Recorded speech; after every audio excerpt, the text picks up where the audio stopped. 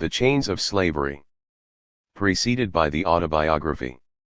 By Jean-Paul Marat. 1792. Autobiography of Jean-Paul Marat. I apologize to my readers if I talk to them today about me. It is neither self-esteem nor fatuity, but a simple desire to better serve the public good. How do I make it a crime to show myself as I am, when the enemies of freedom are constantly denigrating me, representing me as a burnt-out brain, a dreamer, a madman, or as a cannibal, a bloodthirsty tiger, a monster that only breathes carnage, and that to inspire terror at the hearing of my name, and prevent the good that I would like, that I could do. Born with a sensitive soul, a fiery imagination, a fiery, frank, tenacious character, an upright mind, a heart open to all exalted passions, and above all to the love of glory, I have never done anything to alter or destroy these gifts of nature, and I have done everything to cultivate them.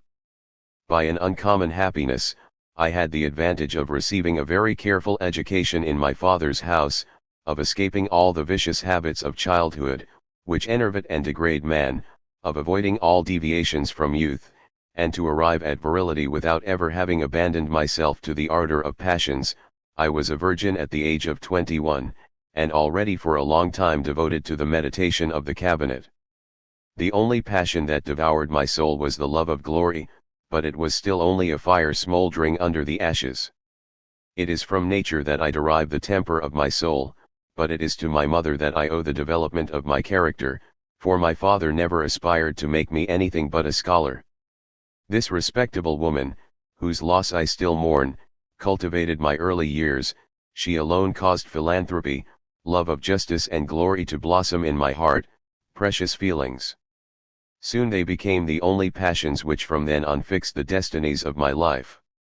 It was through my hands that she channeled the relief she gave to the needy, and the tone of interest she gave when speaking to them inspired me with that with which she was animated. The love of men is the basis of the love of justice, because the idea of the just is not developed less by feeling than by reason. I already had a developed moral sense at 8 years old. At that age I could not bear the sight of the ill treatment exercised against others. The sight of cruelty aroused me with indignation, and the sight of injustice always made my heart leap like the feeling of personal outrage. During my first years, my physique was very weak, so I did not know the petulance, the thoughtlessness, or the games of childhood. Docile and diligent, my masters obtained everything from me through gentleness. I have only ever been punished once, and the resentment of an unjust humiliation made such a strong impression on me that it was impossible to bring me back under the rule of my teacher. I remained 2 whole days without wanting to take any food. I was then 11 years old. The firmness of my character, at this age, will be judged by this trait alone. My parents not having been able to make me relent, and the paternal authority believing itself to be compromised, I was locked up in a room. Unable to resist the indignation which was suffocating me, I opened the window and rushed into the street. Fortunately the casement was not high, but I did not fail to hurt myself violently in the fall. I still bear the scar on my forehead. The frivolous men who reproach me for being ahead will see here that I was one early, but what they will perhaps refuse to believe is that from my infancy I was devoured by the love of glory, a passion which often changed its object in the various periods of my life, but who never left me for a moment. At 5 years old, I would have liked to be a schoolmaster, at 15 a teacher, an author at 18, a creative genius at 20, just as I aspire today to the glory of sacrificing myself for my country. This is what nature did to me, and the lessons of my childhood, circumstances, and my reflections did the rest. I was reflective at 15, observer at 18, thinker at 21. From the age of 10 I contracted the habit of a studious life.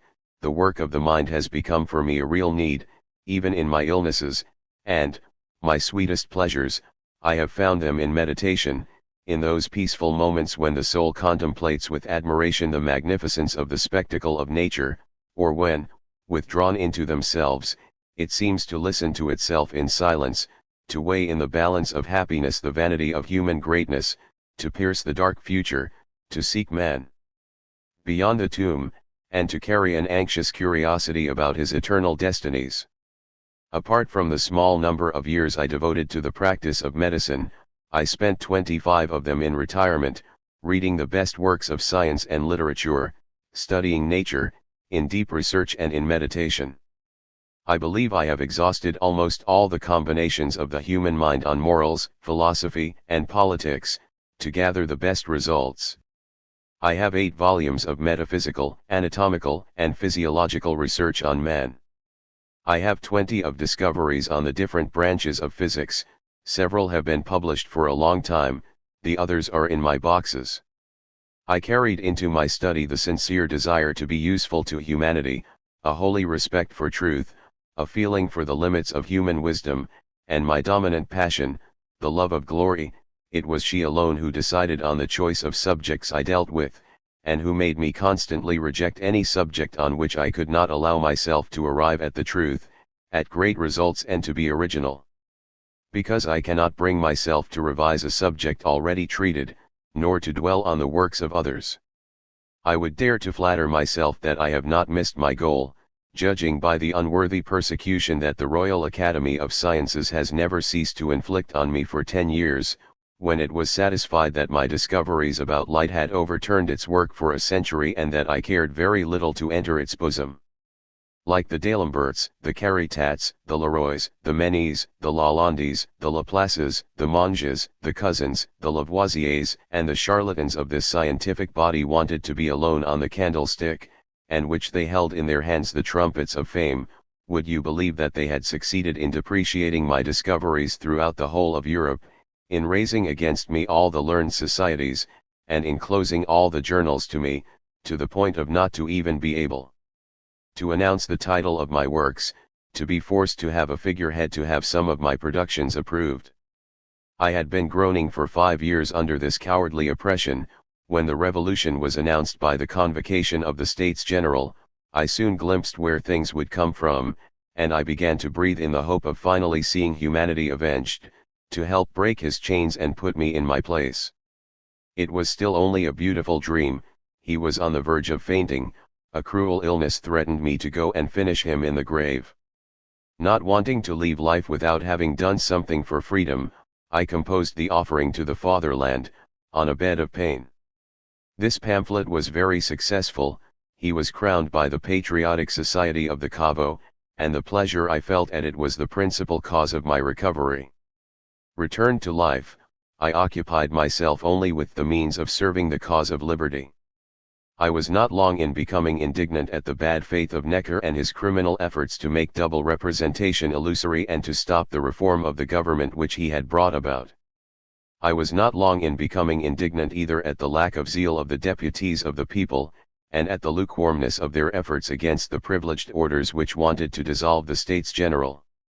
Fearing that they would lack sights or means, I published my plan of constitution, after having been for 6 weeks in contact with those who then passed for the warmest patriots, Chapelier, Sieyes, Rabaud, Barnave, Duport, etc.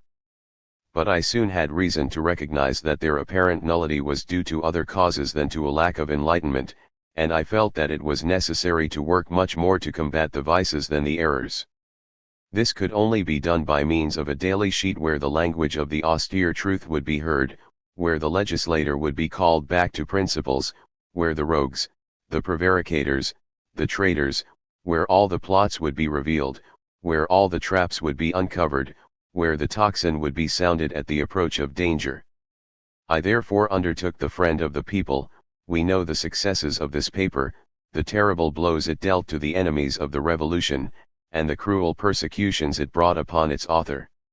Looking at the National Assembly, I understood that, composed as it was, for the most part, of enemies of liberty, it was impossible for it to work sincerely to make it triumph. Also I demonstrated the necessity of excluding nobles, prelates, benefactors, robins, financiers, creatures of the court, and henchmen from chicanery. Seeing them constantly plotting in secret to stop the Constitution, waiting for events to overthrow it, and pretending to work there loyally only in times of crisis, I kept coming back to the essential necessity of purging the National Senate by the proscription of these public enemies from all jobs of trust. And if, driven to despair at the sight of their attacks, their ceaselessly resurgent plots, and at the hearing of the murders and massacres of so many patriots whom they had slaughtered, indignation finally tore from me the sad truth that there is no freedom, safety, and peace to hope for us, that these cowardly machinators were not cut off from the number of the living, it was when I was well convinced that their death was the only means of ensuring public safety. A truth so well felt by all the peoples who have broken their irons, that it is by the sacrifice of the enemies of freedom that they have begun their revolutions. Since I took up the pen for the defense of the country, no one has ever taken the trouble to refute my opinions, but every day a multitude of atrocious libels have been published against me. Those which the government had printed to counterbalance the influence of my paper, and to defame me, would not fit in the church of Notre Dame. What did they produce? Nothing but to enrich the booksellers and the printers. As for me, they have not made me lose a shadow of popularity for those who can hear me and know how to read. I know very well that my writings are not made to reassure the enemies of the country. Rogues and traitors fear nothing so much as being unmasked. Also the number of scoundrels who have sworn to my ruin is prodigious. Forced to cover their resentments, their base revenges, their thirst for my blood, with the mantle of the love of humanity and respect for the laws, they vomit from morning to night, against me, 1,000 atrocious and ridiculous impostures.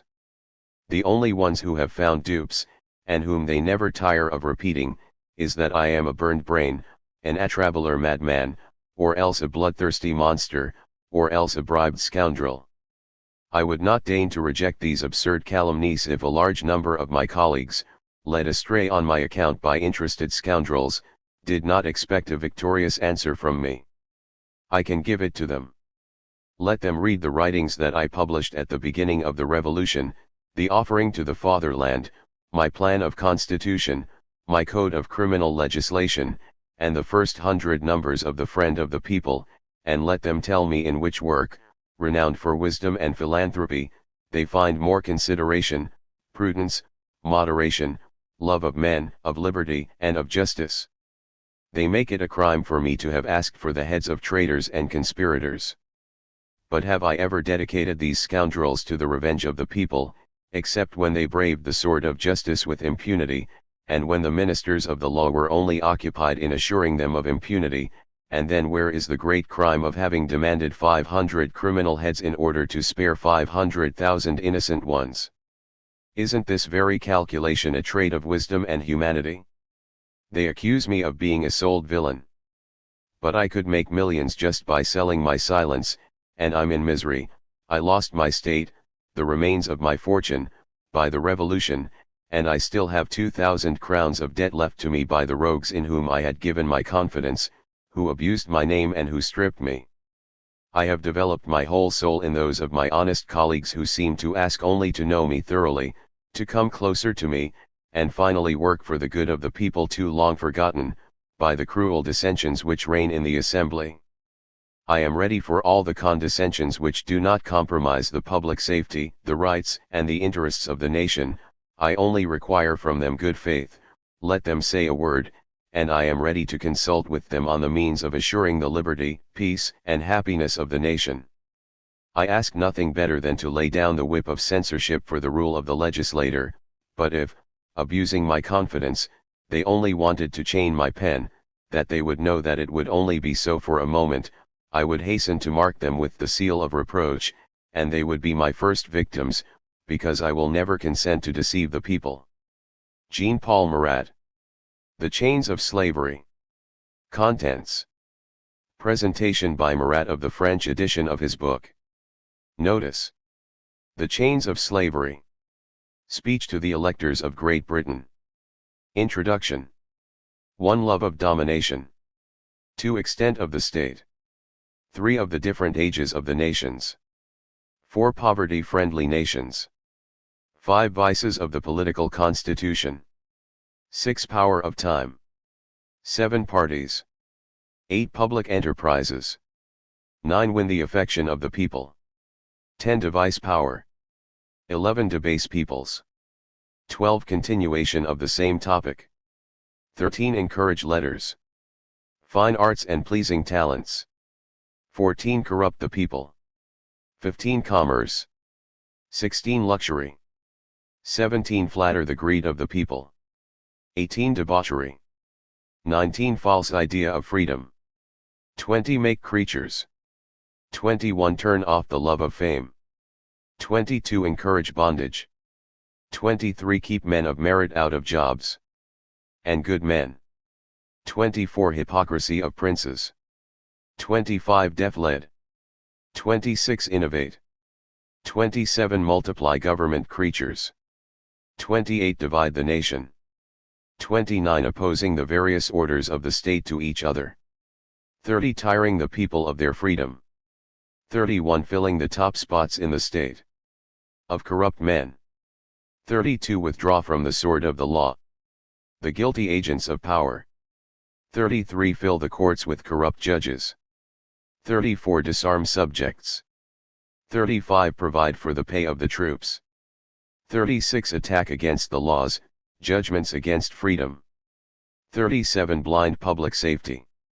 38 Exhaust the people's zeal on fake items. 39 Unsubstantiated writings, or haphazard denunciations. 40 Satirical writings. 41 Indecent writings. 42 Bad writings. 43 Multiplicity of writings. 44 Reckless moderation of the people. 45 Conceal national grievances. 46 Artifices put into use to appease public outcry. 47 Continuation of the same topic.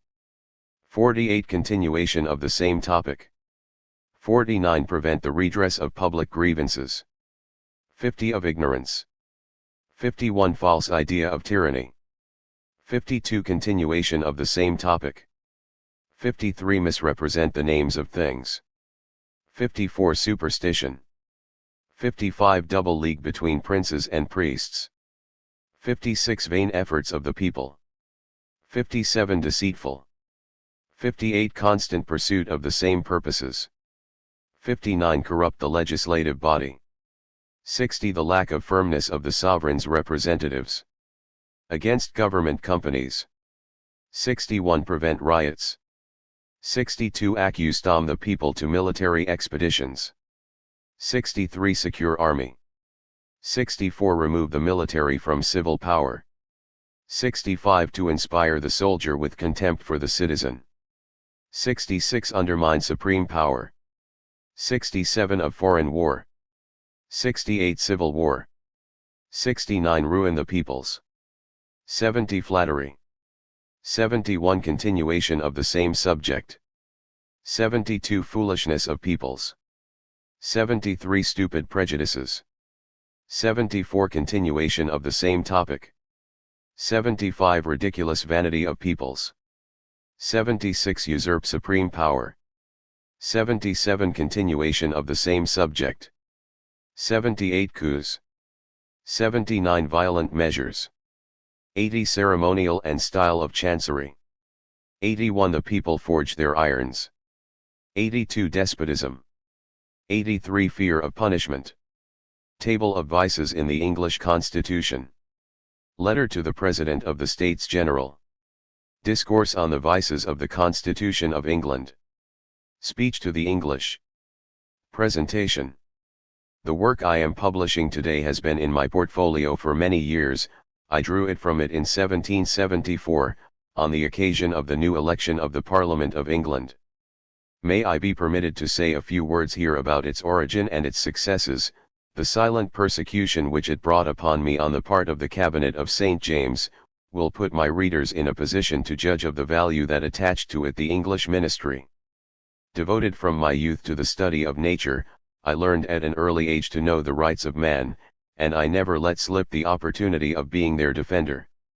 Citizen of the world, at a time when the French did not yet have a homeland, cherishing the freedom of which I was always the apostle, sometimes the martyr, trembling to see it banished from the whole earth, and jealous to contribute to its triumph, in an island which seemed his last asylum, I resolved to consecrate my vigils and my rest to him.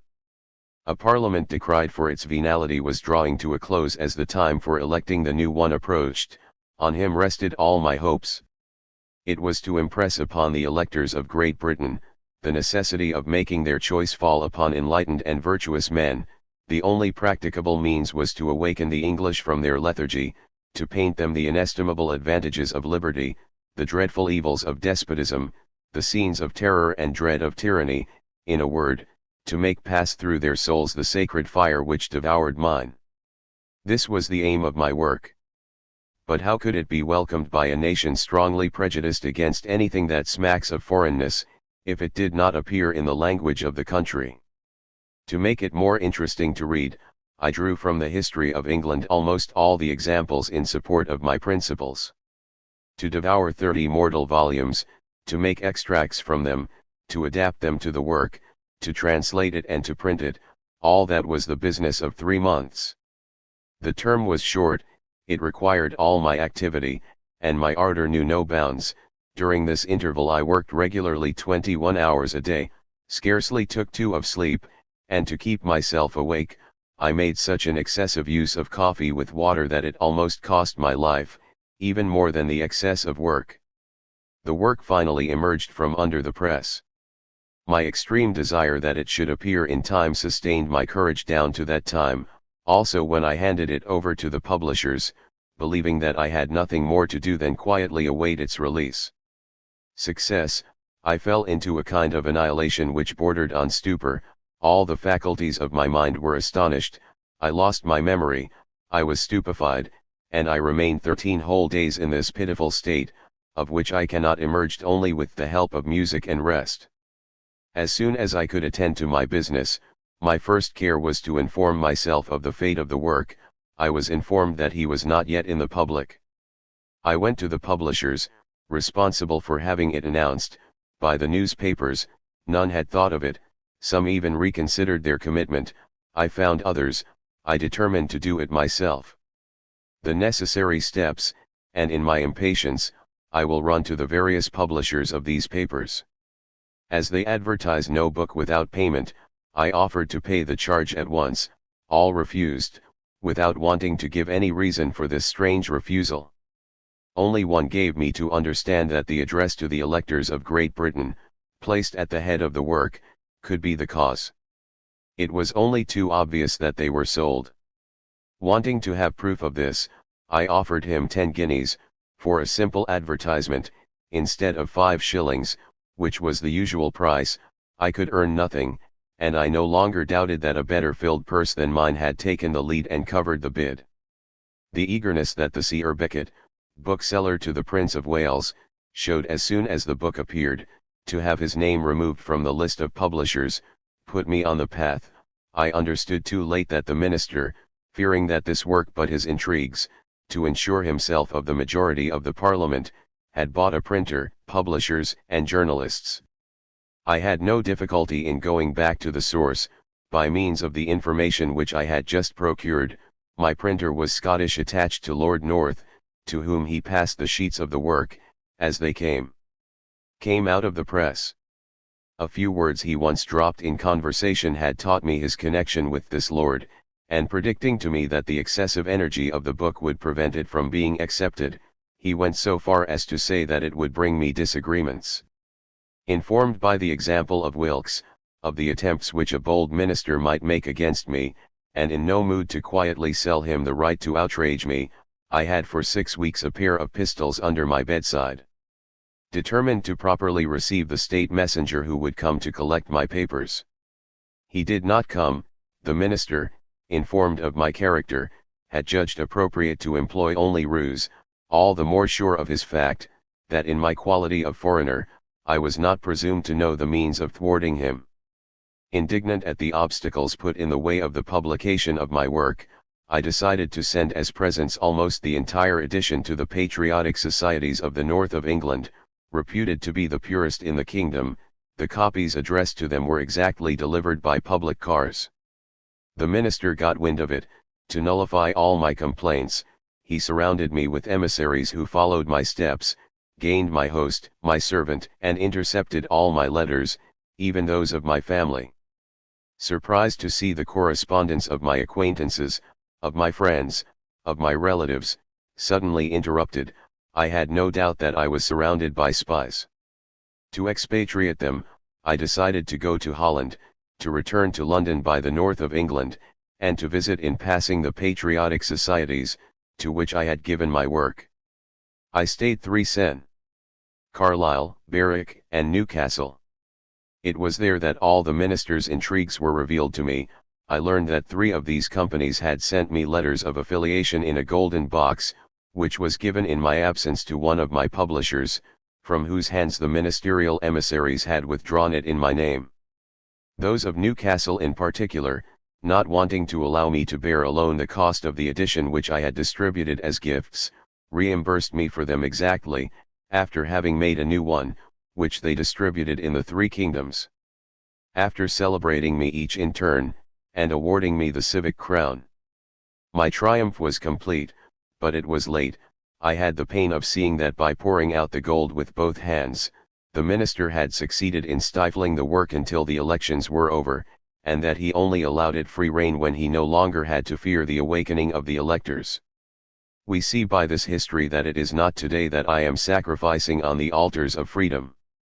18 years ago I fulfilled in England the duties imposed by the purest civility, with the same zeal as I have fulfilled them in France since the Revolution, and if to serve my country more effectively, I have braved all dangers, I was not afraid, in order to bring about the reform of the English Constitution and cement liberty, to attack the prerogatives of the Crown, the ambitious views of the monarch, the intrigues of the minister, and the prostitution of Parliament. Besides, the persecution I experienced then has nothing in common with that which I have experienced since. It cost me, it is true, many steps, a great loss of complexion, the sorrow of missing my goal, and the honor of being noted in red letters on the tablets of George III. But to count as nothing that of being noted, in letters of blood, on that of Louis XVI and of all the potentates of Europe, all the perils which I have escaped, all those which still threaten me, the unheard of evils that I have suffered for the public cause are without number. If only France were free and happy. Alas! She groans more than ever under the yoke of tyranny. O my homeland! How was the most powerful of nations always the most oppressed?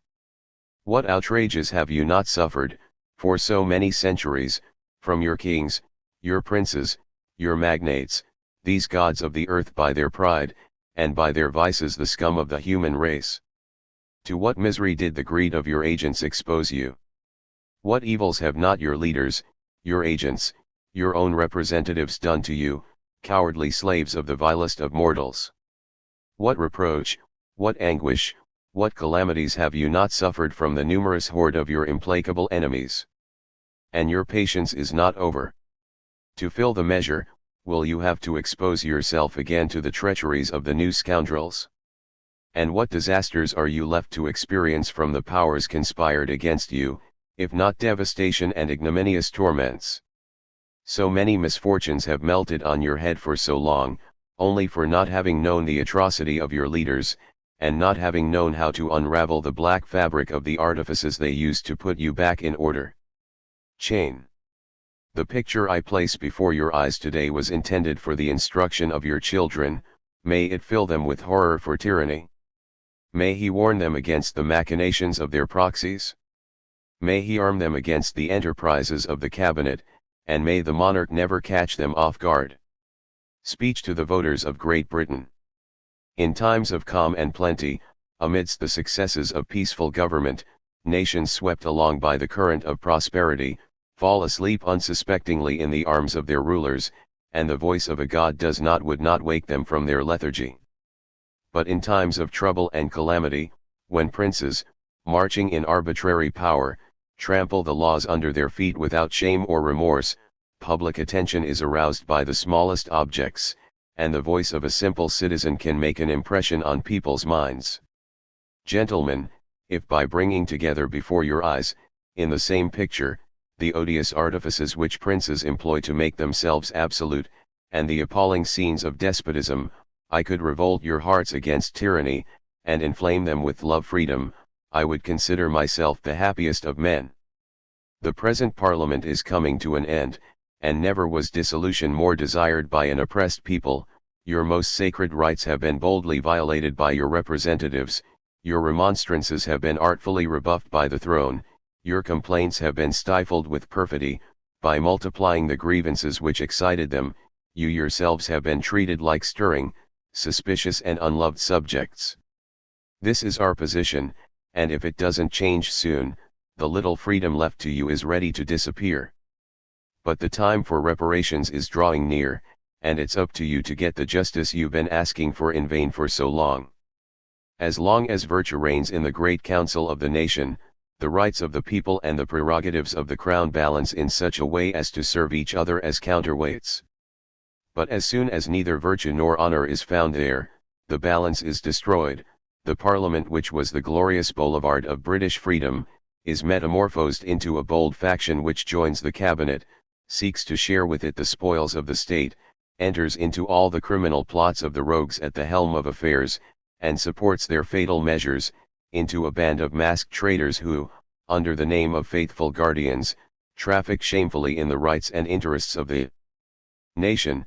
Then the prince becomes absolute, and the people slaves, sad truth which we have all too often had the sad experience of. On you alone, gentlemen, depends the care of ensuring the independence of Parliament, and it is still in your power to revive that august assembly, which in the last century humbled the pride of a tyrant, and broke your chains. But for that, how delicate must you not be, in choosing your agents? Boldly reject all who would try to corrupt you, they are only intriguers who seek to increase their fortunes at the expense of their honor, and the well-being of their country. Reject all who hold any court office, any office of the officers of the crown, whatever commission the king may ameliorate. How can such dependent men, like those who now fill the Senate, represent you with integrity? Reject those who beg your votes. You have nothing good to expect from that side. If they were only jealous of the honor of serving their country, would they descend to such a degrading role? These base actions are the paces of vice, not of virtue. Doubtless, merit loves honorable distinctions, but content to show himself worthy of them, he does not lower himself to solicit them, he waits for them to be offered to him. Reject all who are decorated with some pompous titles. Seldom have they lights, more seldom still have they virtues. What am I saying? They have nobility but the name, the luxury, the quirks, and the vices. Reject insolent wealth. It is not in this class that the merit is to be found which should make the Senate illustrious. Reject inconsiderate youth. What ground could you make upon it? Entirely given over to pleasure in this century of mud, dissipation, play, debauchery absorb all her complexions, and to provide for the expensive amusements of the capital, she would always be ready to espouse the cause of the cabinet. But was she free from vices, little instructed in the rights of the people, without an idea of national interests, incapable of long attention, impatiently suffering the slightest embarrassment, and detesting the dryness of political discussions, she would disdain to educate herself in order to fulfill the duties of a good servant. Choose for your representatives men distinguished by their skill, their integrity, their civility, men versed in public affairs, men whom honest mediocrity shelters from the pitfalls of misery, men whose contempt for ostentation guarantees them from the attractions of ambition, men who have not breathed the infected air of the court, men whose wise maturity embellishes a blameless life, men who always distinguished themselves by their love for justice, who always showed themselves the protectors of oppressed innocents, and who in the different employments that they have fulfilled never had in view anything but the happiness of society, the glory of their country. Do not limit your choice to the candidates who will present themselves. Go to meet men worthy of your confidence, men who would like to serve you, but who cannot dispute this honor with the opulent without merit, who strives to serve you. To tear out, and do so in such a way that the desire to consecrate their talents to you will not be purchased by fear of disturbing their affairs or ruining their fortunes, to sit at prostitute tables. The firm, following its custom, will make the greatest efforts to influence your choice. Will the attractions of seduction triumph over your virtue? Is English pride then so degraded that no one is to be found who blushes to sell himself? When such great interests imperiously command, dare petty passions raise their voices? Do they deserve to be satisfied at such a high price? To what disasters does contempt of duty lead? See your senators pass entire days in preparing, correcting, and recasting bills to consecrate the property of their hares or their dogs, while half the people perishing from misery by the overloading of taxes or the embezzlement of hoarders, ask them for bread. See your country covered with the wounds inflicted on it by the agents of the court, exhausted with starvation and bathed in its blood. Gentlemen, the whole nation has its eyes on you, from whom it awaits the end of its sufferings, the remedy for its ills. If your heart, closed to all generous feelings, refused your compatriots the justice you owe them, at least know how to feel the dignity of your functions, know how to know your own interests. It is to you that is entrusted the care of ensuring the freedom of the people, of defending their rights. During the course of the elections, you are the arbiters of the state, and you can force to tremble before yourselves, those same men who would make you tremble before them. Will you be deaf to the voice of honor? Ah, how could such a sublime mission combine with the infamy of venality? What did I say? These candidates who lavish gold and spare no meanness to place you in their interests, have no sooner extorted your votes than they allow their pride to show through and overwhelm you with contempt. Punish them for their insolence, repel their hypocritical caresses, think of the contempt that follows them, and make your choice fall on men imbued with what they owe to their constituents. Parliament, under the influence of the court, will never concern itself with the public welfare. Do you not conceive that intriguers who owe their appointment only to the gold they have sown, not content with neglecting your interests, make a point of treating you like vile mercenaries? Seeking to recoup what they have spent to corrupt you, they will only use the powers you have given them to enrich themselves at your expense, to tamper with your rights with impunity. Can some gifts therefore be paralleled with the evils that venality causes? With the advantages of a pure and faithful Senate? Consider also what you owe posterity. How jealous your ancestors were to pass on intact to their children the rights they had received from their fathers. What they did with so much pain you can do with ease, what they have done in defiance of so many dangers, you can do without danger. The sacred fire that burned within them, will it ever inflame your hearts? Will you leave your descendants only names covered with reproach? Will you not shudder at the thought of bringing misfortune to future generations? Have the centuries of freedom then passed away without return? And shall your sons, weeping in their chains, one day cry out in despair, "These are the fruits of the venality of our fathers"? Gentlemen, with selflessness and courage, a people can always keep their freedom, but once this priceless treasure is lost, it is almost impossible to recover it, but it is very close to being lost, when the voters put a price on their votes. Introduction. It seems to be the inevitable fate of man, that nowhere can he be free, everywhere princes march to despotism and peoples to servitude.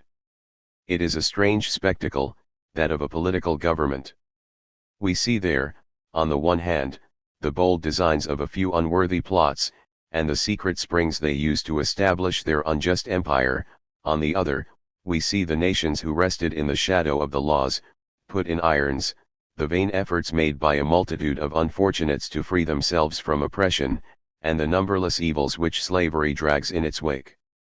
Spectacle, both horrible and magnificent, in which appear, in turn, calm, abundance, games, pomp, feasts, skill, cunning, artifices, betrayals, exactions, vexations, misery, exile, fighting, carnage and death.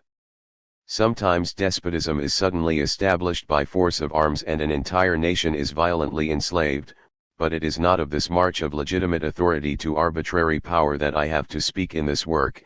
It is slow and continuous efforts which, gradually bending under the yoke the heads of peoples, make them lose in the long run both the strength and the desire to shake it off.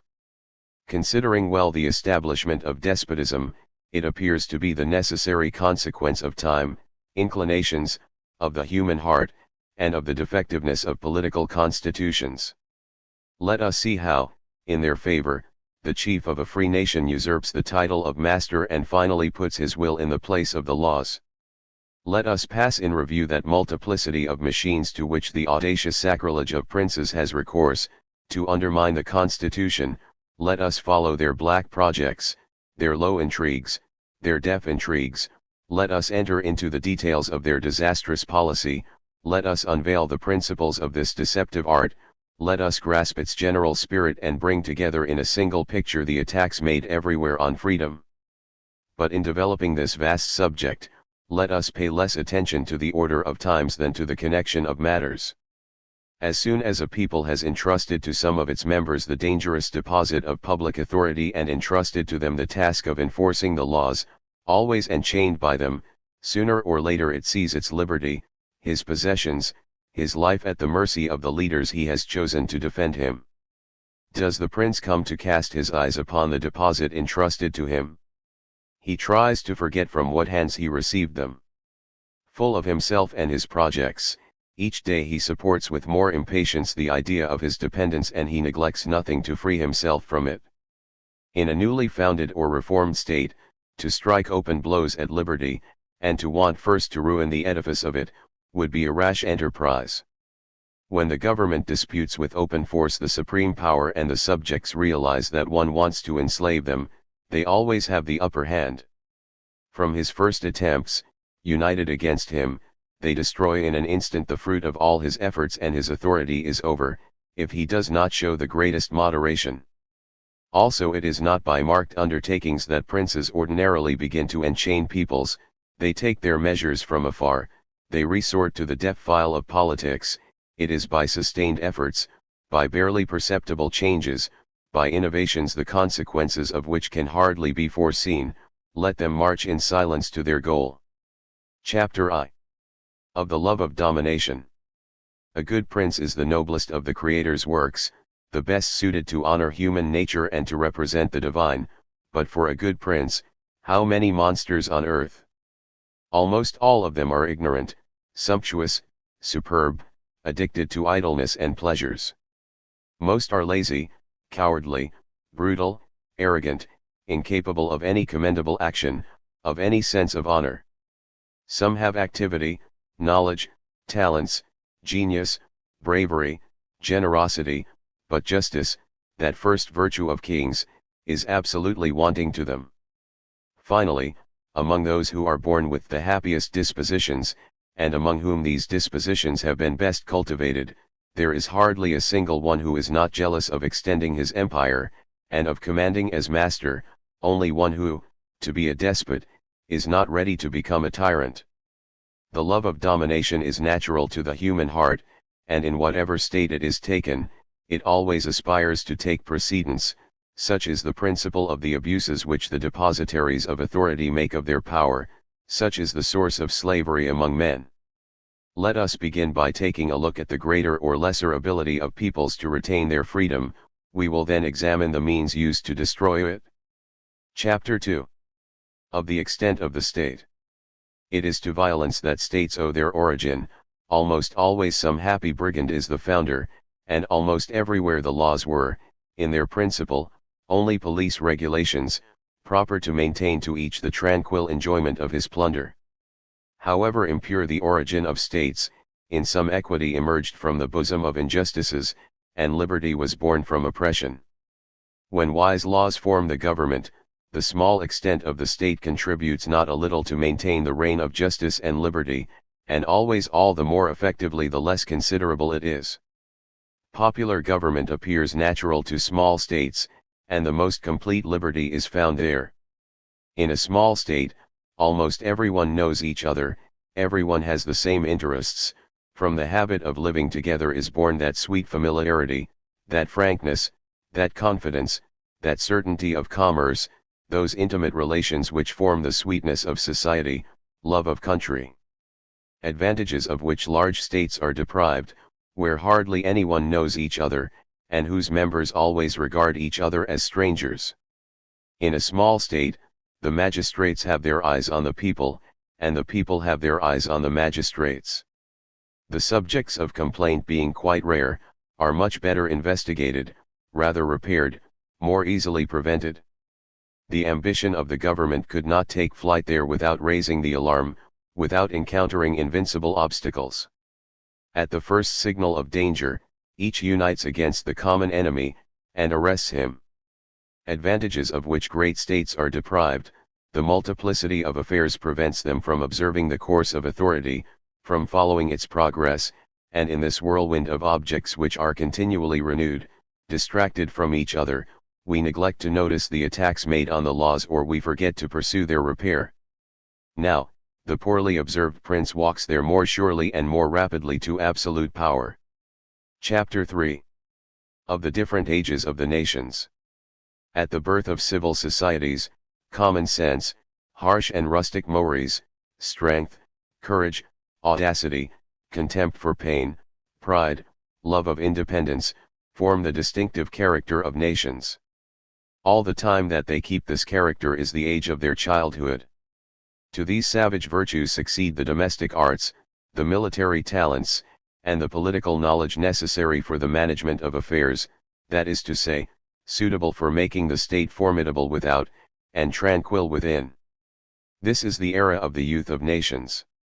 Finally, come commerce, the luxury arts, the fine arts, letters, the speculative sciences, the refinements of knowledge, urbanity, softness, fruits of peace, ease and leisure, in a word, all the knowledge proper to make nations flourish. It is the age of their virility, past which they go by degenerating, and march towards their fall. As states depart from their origin, peoples gradually lose the love of independence, the courage to repel enemies without, and the ardor to defend their freedom against enemies within. So also the taste for softness keeps them away from the tumult of business and the noise of arms, while a crowd of new needs throws them little by little into the dependence of a master. Thus the development of the strength of peoples differs in every respect from the development of the strength of man. It is in their childhood that they deploy all their vigor, all their energy, that they are the most independent, the most masters of themselves, advantages which they lose more or less as they grow older, and of which they do not even have the memory left in old age. Such is their inclination to bondage, by the simple course of events. Among the number, however, there are some who have the art of sheltering themselves from the injury of years, of defying the power of time, and of preserving for a long series of centuries the vigor of youth, new phenomenon which distinguishes the body politic from the animal body. Chapter 4. Poverty-friendly nations. When education has not uplifted the soul, and contempt for gold is not inspired by government, poverty breaks down the heart and bends it to dependence, which always leads to bondage. How could men degraded by their misery know the love of freedom? How dare they resist oppression, and overthrow the empire of powerful men before whom they kneel? When the love of poverty is inspired by social institutions, it is something else. As long as the wealth of the state is limited to its territory, and the lands are divided almost equally among its inhabitants, each has the same needs and the same means of satisfying them, but citizens, having the same relations among themselves, are almost independent of each other, the happiest position to enjoy all the freedom of which a government is susceptible. But when, through a series of plunders and robberies, through the avarice of some and the prodigality of others, the funds of land have passed into few hands, these relations necessarily change, wealth, this secret way of acquiring power, become an infallible servitude, soon the class of independent citizens vanishes, and the state contains only masters and subjects. The rich seeking to enjoy, and the poor to subsist, the arts are introduced for their mutual needs, and the destitute are no more than instruments of the luxury of the favorites of fortune. Softened by sedentary professions and the luxury of the cities, artisans, artists, and merchants, greedy for gain, become base intriguers, whose only study is to flatter the passions of the rich, to lie, to deceive, and as they can enjoy everywhere the fruits of their industry, they no longer have a country. As the population increases, the means of subsistence become less easy, and soon the state is composed only of a vile populace, which a few powerful men hold under the yoke. Also it is only among nations which had the wisdom to prevent the disastrous effects of luxury, by opposing the introduction of wealth and by limiting the fortune of citizens, that the state preserved for so long the vigor of the youth. Among these nations, manners were severe, tastes refined, and institutions sublime. Glory, the fruitful source of what men ever did that was great and beautiful, was the object of all the rewards there, the price of merit of all kinds, the salary of all the services rendered to the country. It was at the Olympic Games, before assembled Greece, that literary merit was crowned. Only one among an immense crowd of candidates received the crown, and the glory with which he was covered always reflects on his parents, his friends, his country, his cradle. Great men were maintained at the expense of the state, statues were erected to them, trophies were raised to them, crowns or triumphs were awarded to them, according to whether they had deserved well from their country. The memory of great deeds was preserved by public monuments, and the hero occupied the most distinguished place there. For this sublime spring employed with so much success by some peoples of antiquity, what do modern nations substitute? Gold. But gold is the wages of a flatterer, a buffoon, an actor, a mercenary, a valet, a slave. Added to these divine rewards, instead of raising their price, you will only debase them, and virtue will cease to crave them. As long as the poverty-friendly nations retained their political institutions, liberty reigned in the state, and she would have reigned there as long as the sun shines on the world, if she had not had to fear the overthrow of empires by the ambition of their leaders. Chapter V. Vices of the Political Constitution. It is by taking advantage of these vices that princes have managed to place themselves above the law. In some governments, the vices of the constitution grow by the mere aggrandizement of the state, and necessarily lead the people to servitude by the mere course of events. Such was that of all the barbarous nations who rushed upon Europe towards the end of the 3rd century, and who settled there after having ravaged it. In some other governments, servitude is directly established by the law of war, in defiance of the law of nations. Such was that of the Romans, and of almost all monarchies founded on feudalism. Among so many examples which history furnishes, the most remarkable is that of the Franks. Let us trace here a light pencil of their establishment in Gaul, and cast a glance at the capital vices of their political constitution. We shall have complete proof of this truth. The barbarians who settled in Gaul came from the forests of Germany, like all those who devastated the Roman Empire. Poor, coarse, without commerce, without arts, without industry, but free, they held on to their lands only by jong huts. They lived on the product of their fields, their herds, their hunting, or else they voluntarily followed chiefs to make booty. The chiefs, named dukes or princes, that is to say conductors or commanders, were simple citizens who distinguished themselves by their skill, their courage, and above all their eloquence, for it was mainly from the art of persuading that the ascendancy they had over their compatriots. Whatever name they bore, they were never considered except as the first among equals, and their authority was attached only to their personal merit, subordinated to the general will. Like the meanest citizen, it deposed them and replaced them at will. Each chief had a chosen troop which became particularly attached to him, pledged to defend him, and accompanied him everywhere. They were his faithful companions. On his side, he gave them arms and horses, out of the share which fell to him of the common plunder. Although the Germans who went to pillage, under a leader, attached themselves to him only for their own interest, and that they obeyed him voluntarily, without ever being forced to do so, the consideration they had for his person, nevertheless disposed them to submit even more willingly to his orders.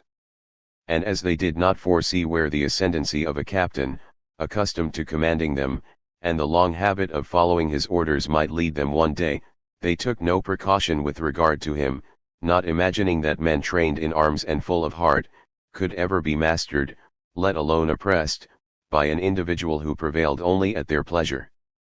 Thus their natural courage made everyone rely on himself, his parents and his friends, to take care of his pride, his freedom, his revenge.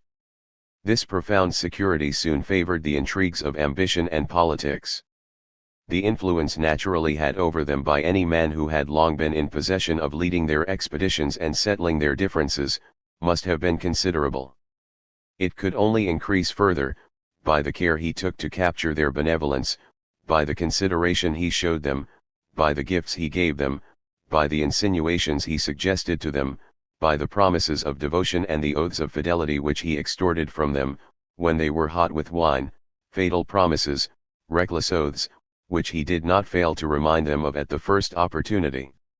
This is the principle of the empire of princes and kings, for originally kings and princes were all simple chiefs of brigands.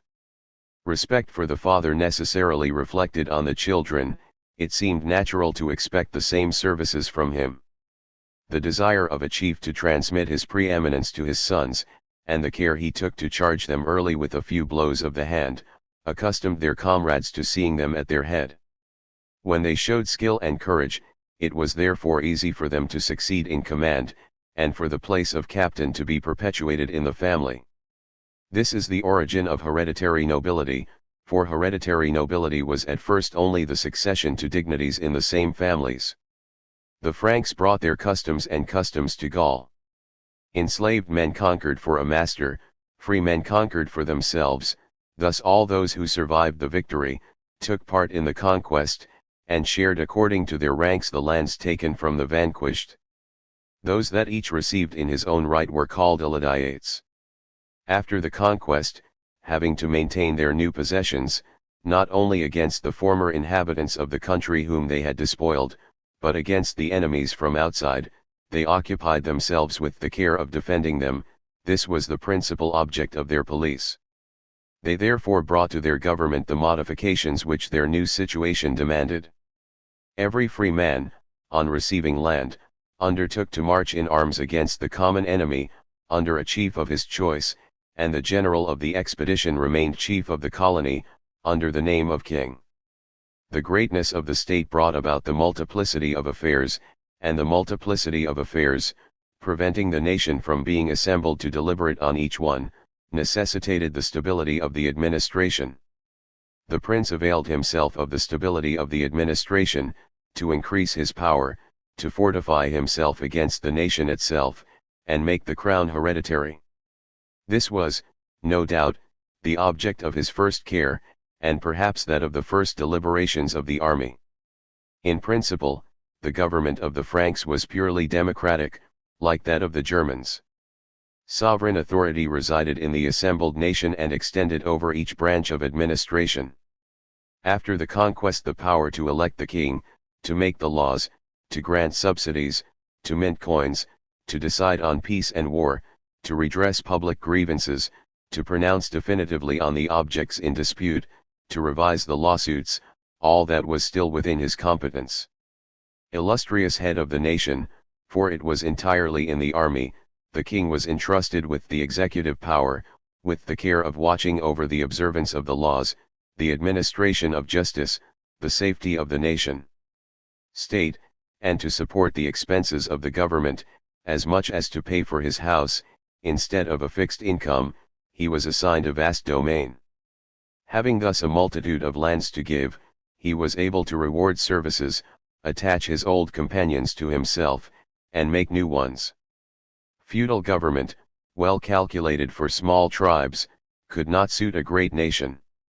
I will say nothing here of the atrocity of its international law, which was destructive of all freedom, but I will observe that the most important point was lacking. The wise distribution of powers, and that it contained several causes of anarchy, which soon developed and led to despotism. Thus all the inconveniences which resulted from it, came from the fact that the Franks who established themselves in Gaul united in a single body politic. Let us note here its capital vices. Legislative power, always wise when exercised freely in calm, is like a majestic river, which peacefully rolls its waters in the valleys it fertilizes. But the executive power, entrusted to one alone, is like a terrible torrent, which hides underground starting from its source, and reappears soon after to get out of its bed, roll its waves with a crash, and overthrow all that opposes its impetuous course. It is from her alone that came the appalling evils which this government has done so long to humanity. Illustrious head of the nation, the prince was constituted in dignity and power, to watch over the observance of the laws, the maintenance of justice, the safety of the state. As long as the crown was elective, it was almost always bestowed on those who best deserved to wear it, but as soon as it became hereditary, the prince no longer did anything to make himself worthy of it, and soon corrupted by pleasures and softness, he rested the cares of government on his favorites. From then on reason was no longer listened to in the council, the love of the public good had no longer a part in the deliberations, henceforth also the people no longer saw in their chief a faithful servant, and too often they found in them a dangerous enemy. In a well-constituted state, the public power must be divided into a large number of magistracies, which are all dependent on the people and all independent of one another, which counterbalance, temper, and repress each other. But this distribution of powers, a masterpiece of wisdom, was above the conceptions of a tribe, barely emerging from barbarism. Now, for having badly fixed the limits of the power entrusted to the monarch, the constitution was imperceptibly altered, and for having neglected the proper measures to contain him within his bounds, the ministers continually abused them in order to render the prince independent of the sovereign, and to place him above the law. The right to appoint to all offices, and to dispose of all the charges of the state, conferred on the prince as a prerogative of the throne, was a consequence of that which every leader of military expeditions had to choose his comrades in arms. As well as the right to distribute the lands of the crown was a continuation of that of distributing in gifts the part of the booty which had fallen to him. As long as the Franks roamed the world and were only warriors, these rights had no drawbacks. It was impossible for a leader to use them to put under the yoke of men who cherished independence and who had arms at the ready hand. But once the Franks had fixed establishments, the army was dispersed over a vast territory, the nation no longer knew what was going on, and could no longer unite against its oppressors, the lands destined to pay for the services rendered to the state were no longer employed except to pay the services rendered to the prince, who availed himself of the privilege of granting them, in order to make himself a prodigious number of creatures, increase his power, and put in a position to destroy public freedom. The homage that the prince's vassals and officers paid him from their lands came from the engagement that the companions of a chief made to follow him on his expeditions. Thus engagements contracted at table, glass in hand, became political institutions which gave a crowd of henchmen to monarchs, decided the fate of empires, and fixed the destinies of Europe for a long series of centuries.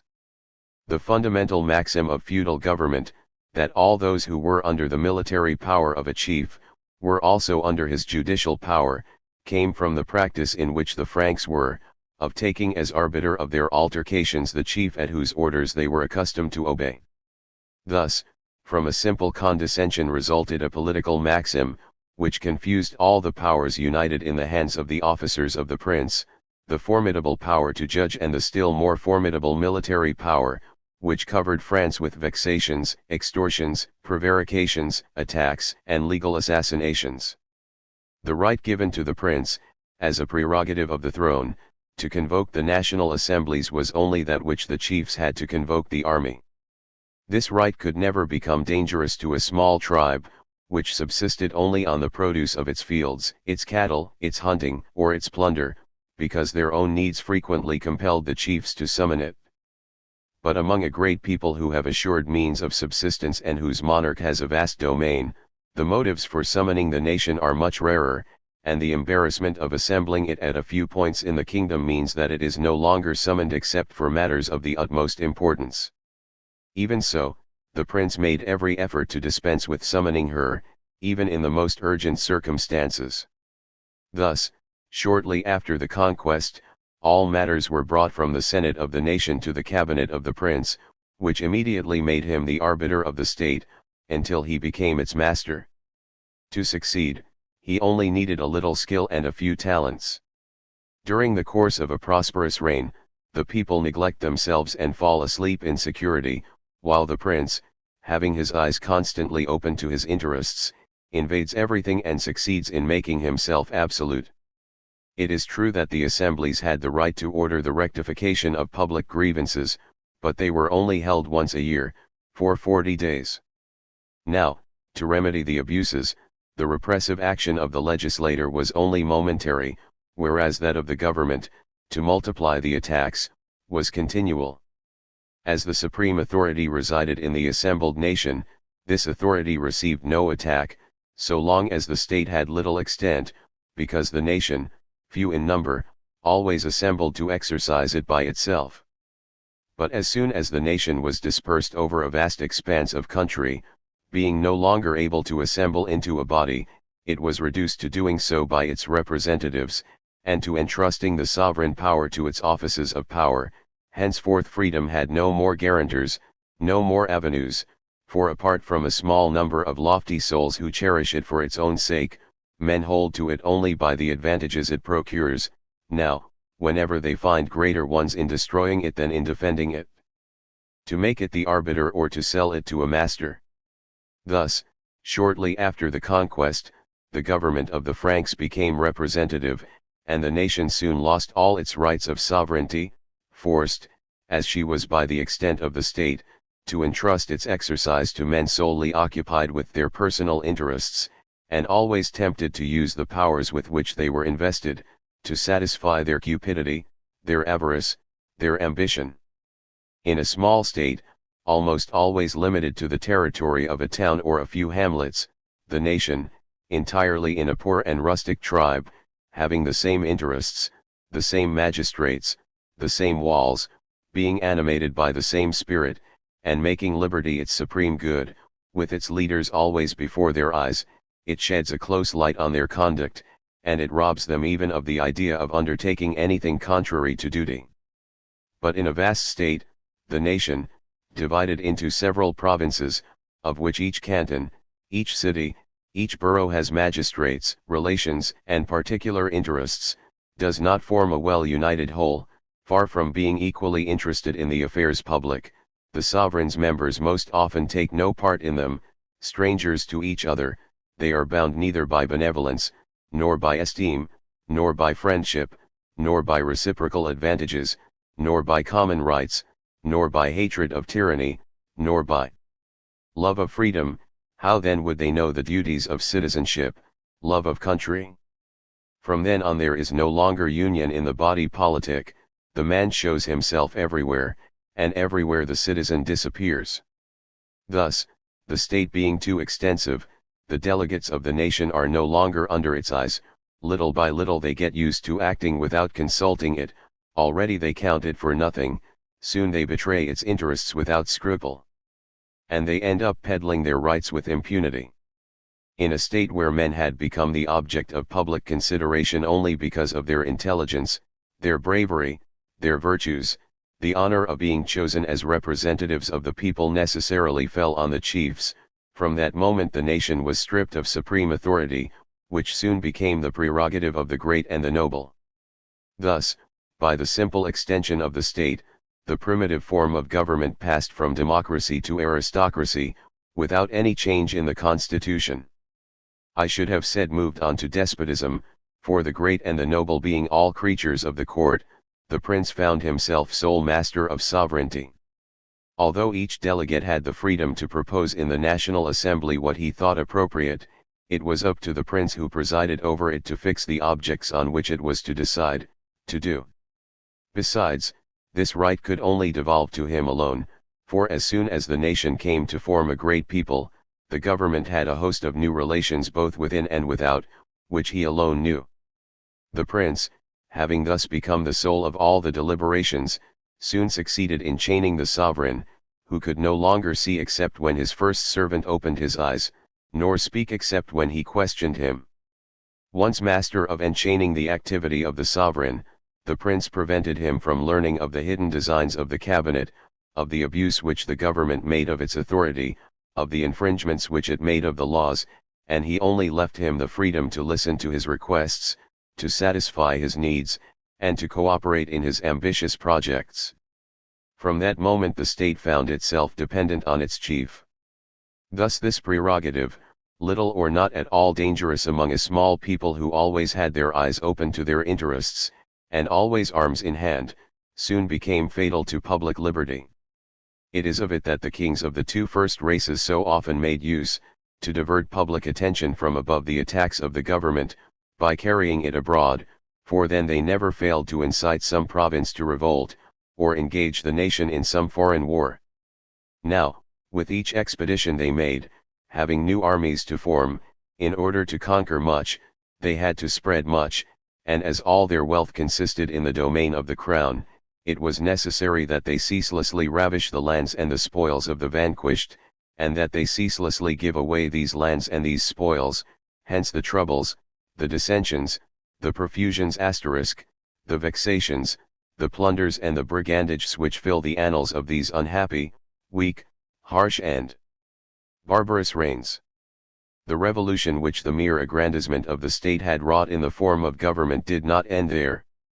Before the conquest, the dignity of chief of the army, always vested with judicial power, was a veritable popular magistracy. But, after the conquest, it became a simple royal commission. The authority of the magistrates of the people was thus annihilated, passing entirely into the hands of the prince. When the prince or his officers dispensed justice, it was always according to the judgment of a tribunal composed of notables.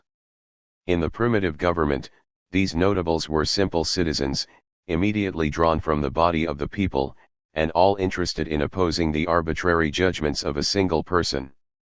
But after the conquest, these deputies were tenants, consequently creatures of the chief, always ready to sacrifice the accused to him. Thus justice, badly administered by the barons, only served to make oppressors of them. This revolution soon wrought a prodigious one in the morals of the nation. Before the conquest, fortune and birth did not determine the choice of the people, but they became a reward attached to the dignities it conferred. Talents and virtues were therefore natural fruits of democracy. But after the conquest, all the great offices were conferred by the king, and they were granted only to his favorites. To obtain them, it was no longer a question of distinguishing oneself by superior merit, but of pleasing, and soon the courtiers thought only of studying the tastes of the prince, of profiting by his weaknesses, of yielding to his caprices, of flattering his passions, of crawling at his feet. From then on the love of glory, courage, frankness, generosity, the elevation of feelings, gave way to suppleness, adulation, hypocrisy. There is more, to obtain these jobs, it was almost always necessary to exclude competitors. The favorites therefore disputed them among themselves, and soon they were only occupied in supplanting each other. From then on, frankness, truth and uprightness gave way to dissimulation, to deceit, to perfidy, to betrayal. Their heart, always open to ambition, closed itself to all generous feelings, to open itself to 1,000 shameful passions. The voice of honor was no longer heard, the ties of blood and friendship were destroyed. The nation, no longer exercising the right to make laws and to appoint to offices, soon lost all consideration. The servants of the court, at once insolent and creeping, disdained the people, and prided themselves on creeping under a master. Thus were placed in their soul, next to the vices which dishonor humanity, all those which humiliate it, disdain, haughtiness and pride. The national character was none the less degraded. As soon as the people had lost the supreme power, they no longer entered for anything into the administration of the state, they no longer took part in affairs. Henceforth indifferent to the public good, he occupied himself only with his private interests, and soon, for want of food, the love of the fatherland was extinguished in all hearts. After having lost the exercise of their rights, the people gradually lost knowledge of them. Then they ceased to defend them against the attacks of the government, of which they finally became the prey. Covered with both honors and infamy, the courtiers wanted to be respected. They made themselves redoubtable, just as the prince, covered at the same time with dignities and crimes, made himself terrible in order to make himself sacred. From that moment, all relations were reversed. Condemned to contempt by their own agents, the people surrounded them with respect, and the sovereign, stripped of his power by his agents, fell at the feet of his own servants, and worshipped, trembling, the work of his hands. After having invaded everything, the despot labored to hold the dejected nation at his feet. Not content with having made himself sacred to the oppressed peoples, he made them a crime of the simple desire to shake off the yoke. From then on, plotting with security against the fatherland, he could consummate his loss with impunity. The sovereign himself saw himself treated as a criminal, each time he undertook to bring his guilty delegate back to duty. It is thus that, in feudal government, one constantly saw, by the simple course of things, inconveniences spring from inconveniences, abuses from abuses, disorders from disorders, liberty leading to license, license to license. Anarchy, anarchy to despotism, despotism to tyranny, tyranny to insurrection, insurrection to emancipation, emancipation to a free and regular government. Let's not end this article without saying a word about the atrocity of the law of war among the Franks. Among modern peoples, the conqueror often sacrifices everything to his ambition, to his fury, to his revenge, and rarely do the people take part in the quarrel between the legitimate prince and the usurper, unconcerned which of the two will triumph. As soon as one is defeated, they give themselves to the other, and if fortune brings them back under the yoke of their former master, they do not even think of justifying themselves before him. But among the Franks, the vanquished were reduced to servitude, and all their property became the prey of the victor. Slavery, produced at gunpoint, is a violent state in which the government receives strong jolts from peoples who seek to regain their freedom. Then the state is like a strong body that often shakes its chains, and breaks them sometimes. Also, to keep the peoples in irons, the princes have judged it safer to lead them little by little to slavery, by putting them to sleep, by corrupting them, and by making them lose even love, even to memory, even to the idea of freedom. Then the state is a sick body which a slow poison penetrates and consumes, a languishing body which is bent under the weight of its chain, and which no longer has the strength to rise again.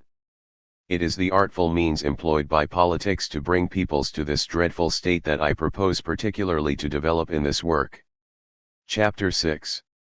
Of the Power of Time. The first blow that princes strike at liberty is not to boldly violate the laws, but to cause them to be forgotten. To chain peoples, we begin by putting them to sleep. While men have their heads heated with ideas of liberty, while the bloody image of tyranny is still present in all minds, they detest despotism, they watch with an anxious eye over all the steps of government. Then the fearful prince is careful not to make any enterprise. On the contrary, he appears to be the father of his subjects, and his reign that of justice. At first, the administration was even so gentle that it seemed to have in view the increase of liberty, far from seeking to destroy it. Having nothing to debate, neither about their rights, which are not disputed, nor about their freedom, which is not attacked, the citizens become less careful to shed light on the conduct of their leader.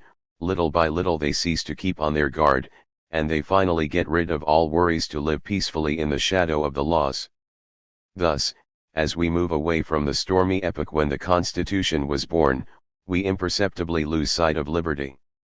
To lull people's minds, all you have to do is let things go by themselves.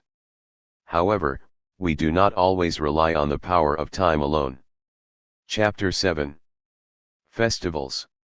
The entry into despotism is sometimes sweet and cheerful. It's just games, parties, dances, and songs. But in these games, the people do not see the evils that are being prepared for them. They give themselves up to pleasures, and make the air resound with their songs of joy. Insane, while they abandon themselves to joy, the wise man already glimpses the misfortunes which threaten his country from afar, and under which it will one day succumb. He discovers in these festivals the first steps from power to despotism. He sees chains covered with flowers, ready to be stretched over the arms of his fellow citizens. Thus the sailors indulge in an indiscreet joy, when they see from the shore the breath of the winds gently swelling the sails, and rippling the surface of the waters, while the attentive eye of the pilot sees at the end of the horizon the squall rising which will soon upset the seas. Chapter 8. Public companies. To the power of time and festivals is added distraction from business. Some national monuments are undertaken, they build public buildings, highways, markets, temples. The people, who judge only by appearance, believe the prince entirely occupied with the good of the state, while he is only with his projects. They relax more and more, and they finally cease to have an eye on their enemy. As soon as the spirits begin to be no longer strained, the vices of government begin to develop, and the prince, always awake to his own interests, thinks only of extending his power, but he takes care first of all to do nothing which might destroy this profound security. Chapter 9. Win the affection of the people. It is not enough to start by dulling people's minds. Princes are still working to conciliate them, and what some do to distract the attention of the people, others do to win their affection. The Roman people who distributed the fasces and gave the command of the armies, this absolute master of the earth was passionate about spectacles. The magnificence of the festivals was the means used to attach them to those who robbed them of their power and their freedom. To captivate the people, princes sometimes resort to largesse. Caesar, having reached the empire, showered his officers, his soldiers, and the people with gifts. Then the stupid multitude was heard on all sides crying out, "Long live the emperor!" One picking up a sestertius was exhausted in praise of the liberality of his new master. When Charles II ascended the throne of Spain, the first care of his ministers was to restore abundance to the state. To this bait they added that of spectacles. Never have there been so many bullfights, so many comedies, so many games, so many festivals to suit the nation. Louis XIV, going further, studied to win hearts by his manners, his prodigalities, his magnificence. He took care that no one left displeased with his presence. He ensured himself by employing those who were suspect to him, and attached himself by favors to the greedy crowd of courtiers. At court, he gave feasts, fireworks, masked balls, tournaments, shows. In the countryside, he repeated these festivals. He visited the conquered towns with his pomp, invited women of quality to his table, gave gratuities to the military, threw gold to the populace, and he was exalted to the skies. Louis I, King of Spain, signaled the beginnings of his reign by showering with graces and benefits all those who approached him. But it is not to gifts alone that princes have recourse to win the affection of the people.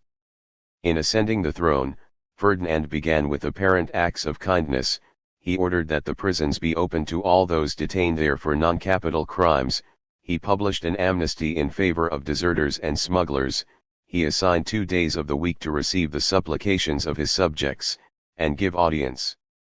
Before appearing in public, Elizabeth sometimes commanded her guards to strike at the populace. Then, as if she were really sorry that they had followed her orders, she bitterly pointed out their brutality, and exclaimed that her subjects were her children, that we were careful not to insult them. Seduced by these false airs of benevolence, the unfortunates rushed to his feet, blessing their queen. It is often by an affected condescension that princes strive to win hearts. The people of Venice admire the kindness of their masters, when they see each year the Doge at the head of the Senate, return to St. Mary Formosa to pay a vow there, not to disdain a straw hat and 2 bottles of wine, that the craftsmen of the parish are accustomed to offer him. When he sees the Doge accepting some melons that the gardeners come to present to him on the 1st of August, and allow them to kiss him, when he sees all the senators assisting on Mardi Gras Day at the slaughter of a bull or at some other popular festival, when he sees the Grand Council on Corpus Christi Day passing in procession through St. Mark's Square, each noble having a beggar on his right. Who would believe it? Princes sometimes advance towards despotism by a route which would seem to lead them away from it. In order to increase their authority, some, by a refinement of policy, want to appear just, good, moderate. To deceive others, they clothe themselves with the mantle of good faith. Ximenes, having made himself the idol of the Castilians by the apparent purity of his morals, his alms, his munificence, his hypocrisy, succeeded in banishing all mistrust from their hearts, and they left him to plot at his ease against public liberty, to settle mercenary troops with his savings, and to increase the royal authority.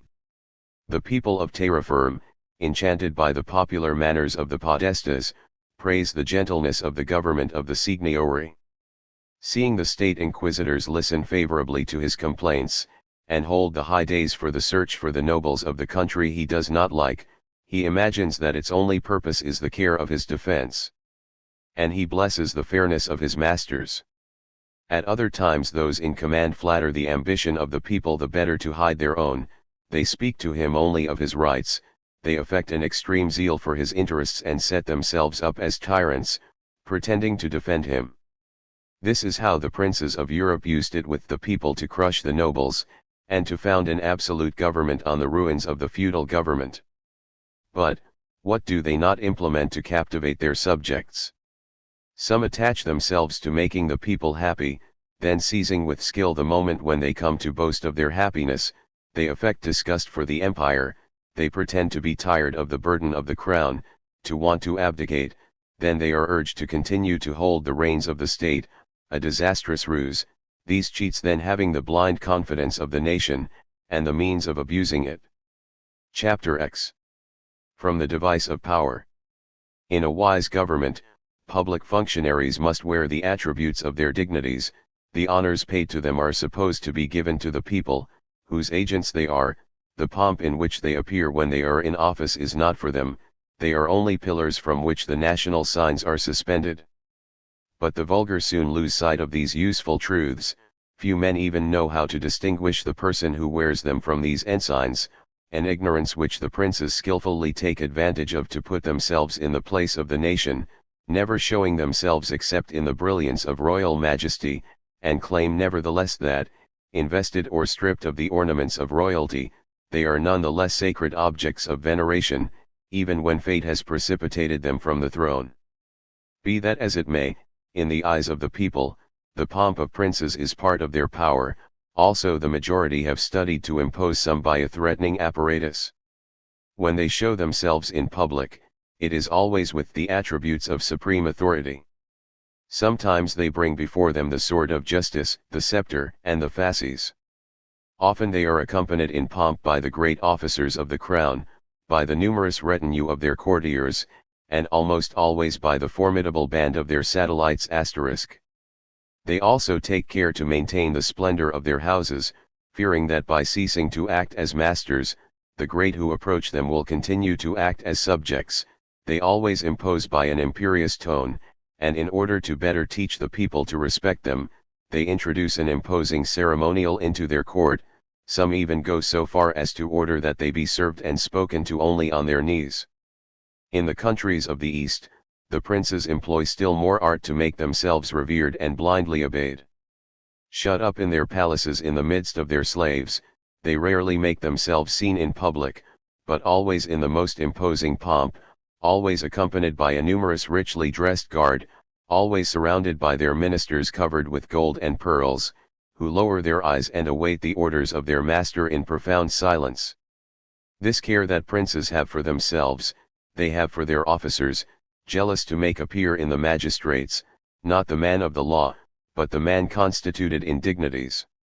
Among the edicts that James I issued in 1613, the members of his Scottish council were ordered not to go on foot through the streets, but by carriage and in full dress. Philip II, King of Spain, ordered by a special decree to all the members of the superior councils and of the chancelleries of his estates, never to appear in public except with long robes and beards. Princes are no less careful to treat each other with the same respect. Are they traveling? They receive each other with pomp, they treat each other with magnificence, they lavish all the honors, and so that the people may be all the more struck by the greatness of the masters, high marks of distinction are always bestowed upon them. Nothing serves princes better than the care they take to fix the admiration of the vulgar on their person, by the apparatus of power. Seeing its agents surrounded by brilliant satellites, the people dare not look at them confidently, the sages themselves find it difficult to defend themselves from a certain veneration for the haughtiness surrounded by so much luster, if indeed what is least deserving in the world can be illustrated. Chapter 11. Debase the peoples. Once we have distracted and seduced minds, we strive to debase them. Activity, frugality, disinterestedness, vigilance, love of glory and country, these are the virtues by means of which peoples preserve their freedom, also princes who aspire to despotism work to make them lose it. Taste. To subjugate the Spartans, Philopoemen compelled them to abandon the manly way in which they reared their children, he gave them over to weakness, and soon he succeeded in extinguishing in them that greatness of soul, that elevation of heart which he dreaded so much. After reuniting the Principality of Wales with his estates, Edward I, convinced that nothing contributed more to nourish the love of freedom of his new subjects than the poetic account of their exploits, which they used to sing at their festivals. Martial made an exact search of all the Welsh poets, and condemned them to death. In our day, have not the English, with the same view, obliged the Scots to abandon their national dress, and to renounce their civic festivals? But it is rare that princes use violence to degrade their subjects, it is to address that they commonly have recourse. They build theatres, circuses, recreation halls, casinos, redoubts, they encourage the talents suitable for amusing the people and fixing their inconstancy, they protect those who cultivate them, they pension actors, musicians, entertainers, histrions, and soon the citizen drawn towards pleasures no longer thinks of anything else. Cyrus, having learned that the Lydians had revolted, not wishing to sack their cities, even less to put strong garrisons there, took it into his head to establish their public games, taverns, places of debauchery. From then on he would not was more in the case of drawing the sword against these people. Those who governed at Athens made a prodigious expenditure for the upkeep of the theatres. At Rome, the emperors often gave spectacles to the people, soon the taste for these pleasures degenerated into passion, corrupted the morals of the citizens, and made them lose even the idea of liberty. In order to soften the courage of the English, the princes of the House of Stuart encouraged the taste for pleasures. James I had vast theatres built for them, and soon masquerades, farces, and balls became their chief business. During the reign of Charles I, the fury of the spectacles was so great, that 5 theatres always open, were not enough for the people of London. Everywhere princes take care to inspire in their subjects a taste for spectacles. We can't imagine how much this artifice succeeds them. Once the people have acquired a taste for these amusements, they take the place of everything, they can no longer do without them, and they are never so much to be feared as when they are deprived of them. The Civil War of 1641 did not begin in England until the theatres were closed. What did I say? We have seen oppressed peoples ask the prince for spectacles, as the only remedy for their ills. Thus games, festivals, pleasures, are the attractions of servitude, and soon become the price of liberty, the instruments of tyranny. Chapter 12. On the same subject. If, together with this taste for frivolity and dissipation which the theatre inspires, the plays which are played are tissues of lax feelings, creeping maxims, adroit flatteries for persons constituted in dignity, if one makes the praising the vices or the follies of the reigning princes, as in those allegorical pastorals which were represented at the court of Charles I and Louis XIV, then the theatre becomes a fatal school of servitude. Instead of showing us men and sages, defenders of the state, benefactors of the country, we are only shown lovers, madmen, fops, coquettes, rogues, dupes, insolent masters, and low valets. Instead of revealing the dark plots of evil princes, their perfidious plots, their atrocious crimes, we only reveal love intrigues, domestic hassles, boudoir adventures. Instead of making it a school of virtue, we make it a school of bad morals. That if from time to time we give a few good plays, the farce that follows them usually destroys the impression. The wise reflections they have given rise to are erased by the jests of a jester or the tricks of a maid, the noble feelings they have excited are exhaled in laughter and the audience is dismissed frolicking. Chapter 13. Encourage letters, fine arts, and pleasant talents. During the stormy crises of a revolution, one thinks only of the establishment of liberty, but in the calm which follows them, patriotic ardor is extinguished, peace gives other ideas, other sentiments, and, in the midst of 1,000 objects of dissipation, one forgets even one's duties. Already the nation is no longer united, the sweet bonds formed by love of country are destroyed, the members of the state are still citizens, but they have ceased to be patriots. It was by encouraging letters, the fine arts, and agreeable talents that Augustus bent the Romans to the yoke, that his successors bent to it the barbarian nations they had subjugated. Never was a people more independent than the Germans. Without a fixed establishment, continually engaged in some expedition to make booty, passionate about freedom, and always under arms, they at first gave little authority to their princes, even this authority was little respected.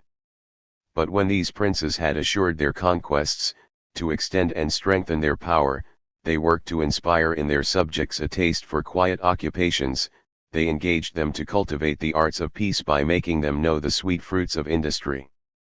They encouraged them to devote themselves to the study of letters, to the softness and the sweetness of a contemplative life. As soon as the crown of Great Britain was established on the head of Alfred, this prince applied himself to inspiring in his subjects a taste for letters and the arts, to induce them to cultivate them, he cultivated them himself, and never ceased to spread his graces over all those who distinguished themselves in them. Until the reign of Ferdinand, Spain, delivered almost without respite to the fires of civil dissension, was still barbarous, only the profession of arms was known there. To extend his power, this prince began to give birth to a taste for letters in his estates, spreading his benefits over those who applied themselves to them. Philip II and Philip III, equally eager for power, favored letters and the arts with all their power. Not content with encouraging letters, Philip for himself ran the career of a wit.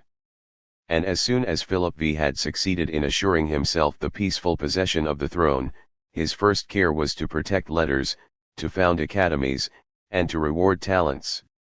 When the royal power had taken over, François I began to welcome letters, he attracted foreign scholars to his estates, and encouraged the fine arts. His successors, especially Louis XIV, all followed this example. Moreover, no prince caresses men of letters except as much as they flatter his pride, serve his pleasures, enhance his magnificence, preach submission to his orders. And how many vile sycophants put all their minds into serving as an instrument of despotism, advocating servitude, sanctifying oppression. Infamous prostitution which stifles freedom under the very flowers of imagination, taste, and genius. Chapter 14. Corrupt the people. No government maintains itself by its own constitution, but by the civic virtues which prevent it from degenerating. This spring destroyed, it is the end of the fatherland. Instead of contributing to the general good, each seeks only his personal advantages, the laws fall into contempt, and the magistrates themselves are the first to violate them. Also, after having degraded the people, one thinks of corrupting them. When there are no public censors in the state, the prince tries to introduce novelties calculated to relax morals, everything that can stop its depravity, he abolishes, it alters everything that can form a good police, and it works to pervert the citizens with the same zeal that a wise legislator would work to regenerate them. It is always by roads strewn with flowers that princes begin to lead the people into servitude. First they lavish feasts on him, but since these feasts cannot always last when the spoils of the whole world are not available to him, they seek to open up a constant source of corruption for him, they work to encourage the arts, to make commerce flourish, and to establish the inequality of fortunes, which always drags luxury in its wake. Those who have before their eyes feudal government degenerated into despotism or oligarchy will find this assertion very strange. Princes encourage industry and commerce, they will say, to extract greater contributions from their subjects, not to debase them, but it is not enslaved peoples, it is peoples to be enslaved of which I speak. Let us therefore leave aside the efforts made a few centuries ago by the Venetians, the Genoese, the Florentines, the Dutch, the French, the Spaniards, the Portuguese, the English, to encourage industry, the arts, commerce. And let us follow, in this respect, the attempts of the administration among free peoples. The ancient Bretons, Gauls, and Germans were almost independent. When, divided into small tribes, they possessed only their arms and their herds, it was not possible for their leaders to put them under the yoke, to enslave them. The Romans introduced among them industry, the arts, commerce. In this way, they made them buy the sweetness of abundance at the expense of their freedom. Agricola, having subjugated the Bretons, introduced among them urbanity and the arts of peace. He taught them how to procure the conveniences of life.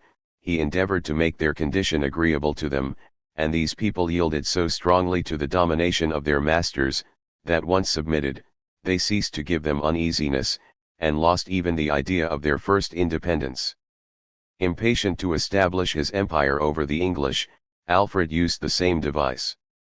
I have said that, in order to open to their subjects a constant source of corruption, princes worked to make commerce flourish in their states. There would have been nothing strange about this proposal, if I had restricted it to luxury, but the means of revoking it in doubt, luxury always being a necessary consequence of commerce. Now, it is common ground that princes neglect nothing to promote luxury, they display it at will, and they are the first to sow the seeds of corruption in hearts. If they do not all preach it by example, they still refuse to repress it. Under Augustus, the Senate proposed several times the reform of morals and luxury, a reform to which the emperor was obliged to work, by virtue of his office of censor, but he always artfully eluded these importunate demands. Some princes even go so far as to force their subjects to do so. To subdue the people of Cumae, Aristomenes, seeking to enervate the courage of youth, wanted the boys to let their hair grow, to adorn them with flowers, and to wear like the girls long dresses of different colors. He wanted, when they went to see their dance or music masters, that women brought them parasols and fans, that in the bath, they gave them mirrors, combs, perfumes, and this education was to last until the age of 16. Commerce and luxury always have effects too fatal to nations which have morals not to develop the principal ones. Chapter 15. Trade. It requires that different peoples communicate with each other. Now the desire to be welcome from one another makes them sociable, it softens their manners, and cures them of the overly favorable opinion they have of themselves, of the ridiculous prejudices of self-love. By providing everyone with the productions of the various climates, it subjects them to new needs, it gives them new pleasures, it softens them with a taste for superfluities, and corrupts them with the pleasures of luxury. If commerce softens rural mores, it depraves simple and pure mores. If it makes a few national ridiculous things disappear, it gives rise to 1,000 foreign ridiculous things. If it erases many disastrous prejudices, it destroys many useful prodigies. In this ebb and flow of comings and goings that it necessitates, each carries something of his country.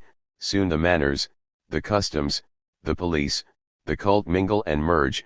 Little by little we become reconciled with all governments, and we forget the one under which we were born. The merchant, accustomed to living with foreigners, looks with the same eye on his compatriots, and ends up no longer knowing them. A European who travels is no longer English, Dutch, German, French or Spanish, but a bit of all of that.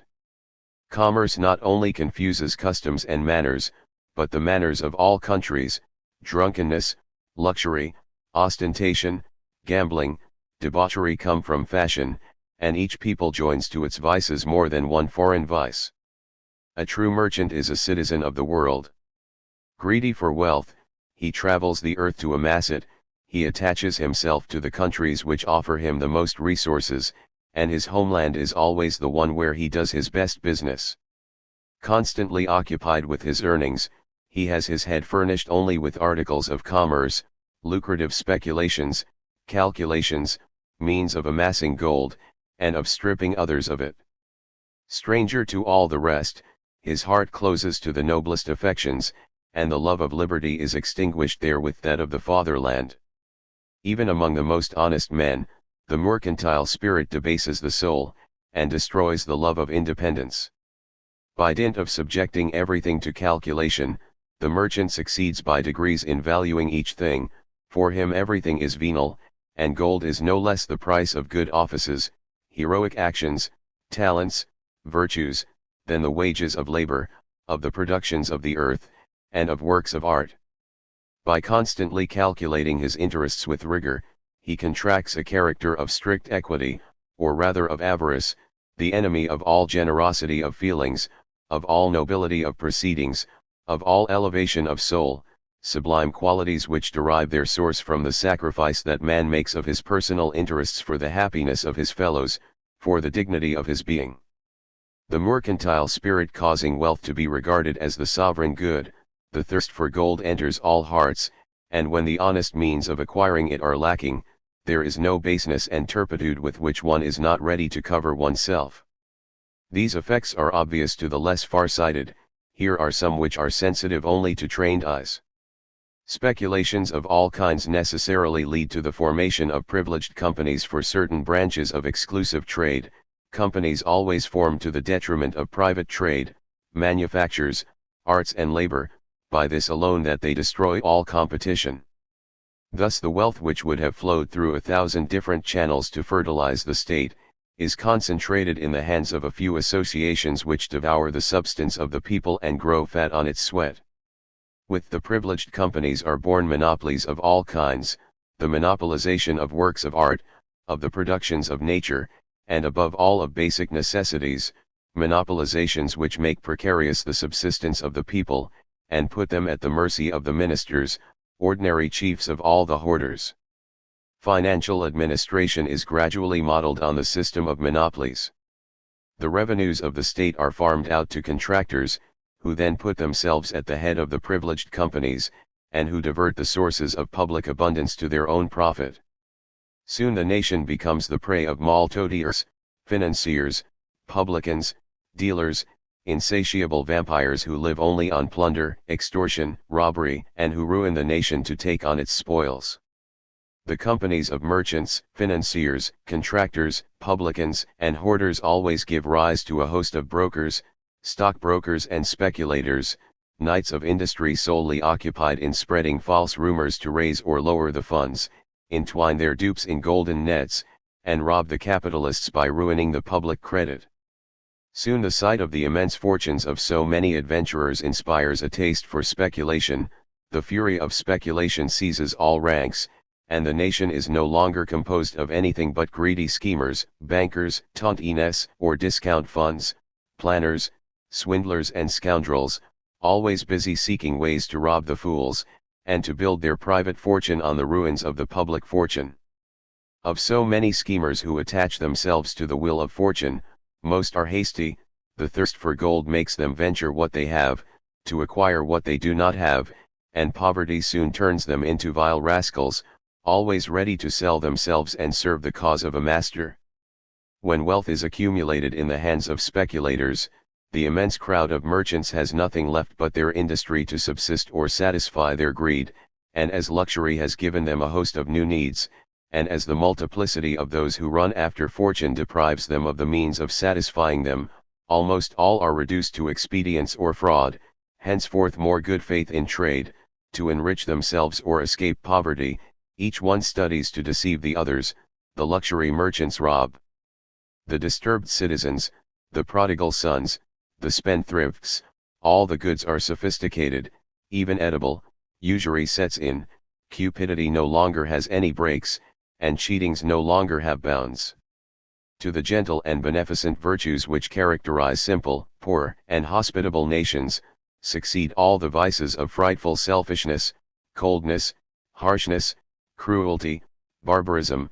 The thirst for gold dries up all hearts, they close themselves to pity.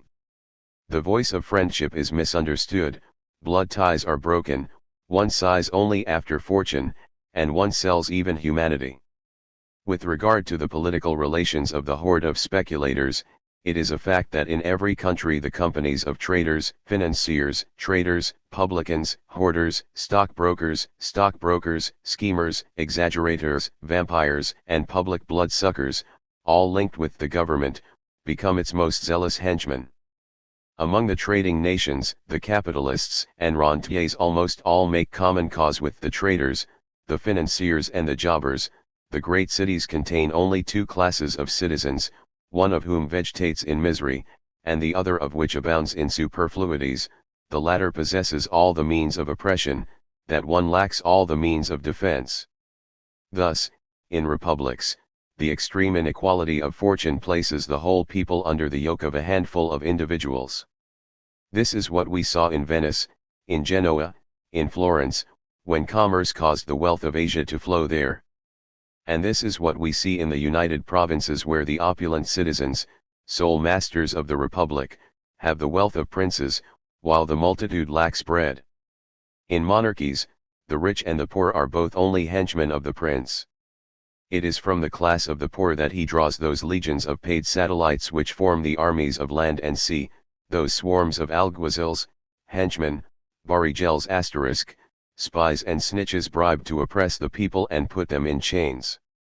It is from the class of the wealthy that the privileged orders, the titular ones, the dignitaries, the magistrates, and even the great officers of the crown are drawn. When nobility, titled lands, great employments, dignities, and magistracies are venal, then fortune much more than birth brings one closer to the throne, opens the doors of the Senate, elevates to all places of authority, which put the lower classes dependent on privileged orders, while they themselves are dependent on the court. This is how commerce transforms wealthy and destitute citizens into instruments of oppression or servitude. If commerce corrupts almost all agents, it has a much wider influence on society as a whole, through the luxury it always drags in its wake.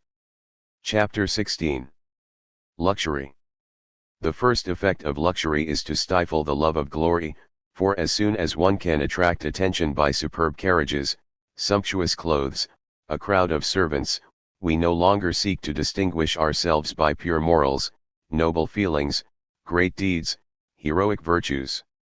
Luxury always leads to laxity, dissipation, the taste for pleasures. To make their intercourse more agreeable, the two sexes unite and corrupt each other. Gallantry is established, it produces the frivolity which gives a value to so many nothings, debases everything that is important, and soon one forgets one's duties. By creating the charm of society, the arts that luxury nourishes, and the pleasures that it promises, lead us towards softness. They make our morals softer, they irritate that pride which is irritated by the bonds of constraint. By spreading garlands of flowers on the irons prepared for us, they stifle in our souls the feeling of freedom, and make us love slavery.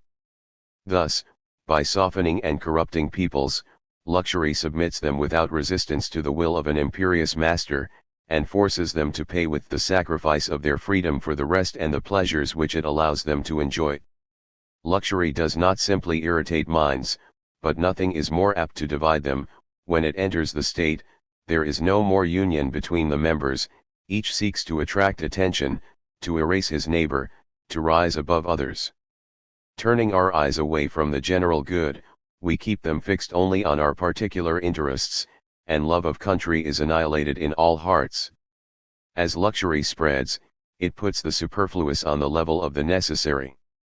First we give ourselves up to dissipation, we contract the habit of it, pleasures become needs, these new needs must be satisfied, and as not all can equally, they are agitated by various feelings. On one side are envy, jealousy, hatred, on the other side pride and contempt, new seeds of discord. Once corrupted by luxury, we are constantly devoured by new desires. Are the means to satisfy them lacking? People intrigue to procure these vain pleasures. The evil is always increasing. By dint of wanting to distinguish oneself, one no longer distinguishes oneself, but as we have taken a place, and the desire to be looked at still persists, all the strings are stretched to get out of this unbearable equality. From then on, there is no longer a relationship between needs and means, and people try to sell themselves. How many voluntary slaves? Finally, a crowd of citizens destitute by their new needs suffer from seeing themselves the last, agitate in vain to free themselves from this humiliating poverty, and are reduced to making wishes for the ruin of the state. Such is the powerful influence of luxury, that it often suffices alone to destroy liberty, even among the peoples who are the most jealous of it. As long as Rome fed only poor citizens, good faith, honor, courage, love of country and of liberty dwelt within its walls, vices, and soon we see these men once so proud, so impatient of the yoke, become the cowardly adorers of their masters, degrading themselves every day by new baseness. Despite the wisdom of its laws, hardly had it opened its doors to the treasures of the enemy, than it ceased to recognize itself in its cowardly offspring. Soon morals and duties found themselves in opposition, poverty, hitherto honored, was covered with contempt, wealth became the object of all desires, luxury was established with rapidity, people rushed to voluptuousness with fury, and when the delights had impoverished these voluptuous ones, one saw a crowd of prodigal citizens driven out of their heritages and ashamed of their indigence, make the cabal serve their ambition to disturb the peace of the state, and at their head a few powerful men, in turn stirring up the people, tearing the country apart by factions, in turn shedding the blood of the citizens, usurping the sovereign power, and forcing the laws to be silent. Thus perishes liberty at Athens, at Lacedaemon, at Sparta, thus will it perish among the English, thus will she perish among us. Chapter 17. Flatter the greed of the people. As soon as wealth is the price of everything that attracts consideration, it takes the place of birth, merit, talents, virtues, everyone seeks them as the supreme good, henceforth cupidity breathes its deadly venom into all hearts, and to have gold, one no longer fears to cover oneself with infamy. Also those who govern take care to flatter the avarice of the people by gambling, tontines, lotteries, constant artifice of the cabinets of France, England, Holland, and especially of Venice. By this means, moreover, the people are amused, they are prevented from reflecting on their situation, and from noticing the traps set for them. Chapter 18. Debauchery. Another means of subduing the people is to make them live in idleness, and not to control their tastes. Then, without solicitude for liberty, he no longer takes part in public affairs, he thinks only of his needs and his pleasures. Once fond of money, do you have to give up your rights to get it? He presents his head to the yoke, and quietly awaits his wages. If, moreover, the princes take care to celebrate it, it even goes so far as to bless its tyrants. To make the Persians good slaves, Cyrus maintained them in abundance, idleness, indolence, and these cowards called him their father. The Roman emperors used this policy, they gave feasts and shows to the people, and then the multitude was heard exhausting itself in praise of the kindness of its masters. The government of Venice took great care to maintain the people in abundance, to give them frequent spectacles, and to make them live in debauchery by publicly protecting the courtesans. Far from controlling the tastes of the townspeople, it opens the door to entertainment, games, pleasures, and thereby diverts them from the desire to occupy themselves with affairs of state. There is not even the monks to whom he does not allow an overstretched life, and whose disturbances he does not encourage, so that all libertines praise the gentleness of the government of the Signory. Finally, it is a constant observation that in every country debauchery, kept women, servants, knights of industry, planners, gamblers, crooks, spies, hoaxes are for the prince. They await a fate from the court, from the public squanderers, from the concessionaires, from the spendthrifts, and they are always ready to become the henchmen of despotism.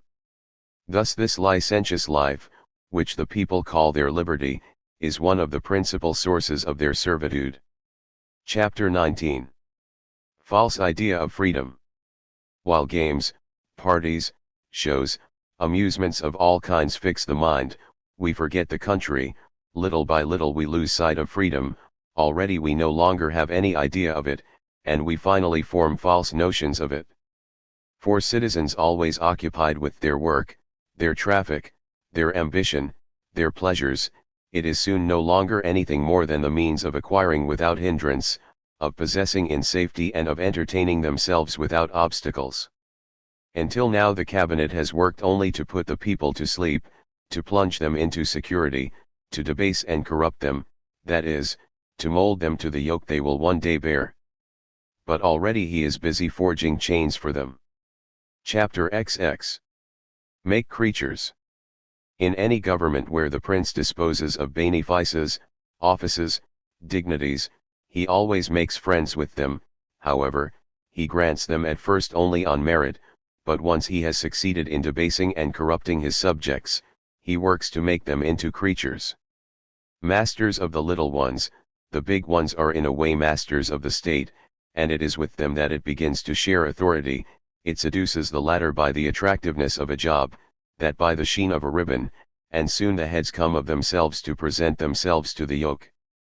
Independently of the multitude of functionaries who occupy the different places of the state, he holds by hope those lazy nobles, those little ambitious men, who ceaselessly run after favor and dignities.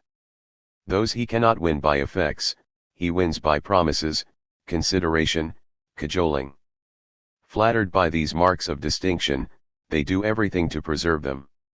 To these creatures of the prince added the crowd of intriguers, whom the men in place chained by their credit. Thus, without doing anything for duty, those who are at the head of some department think only of flattering the prince with a view to sharing his authority.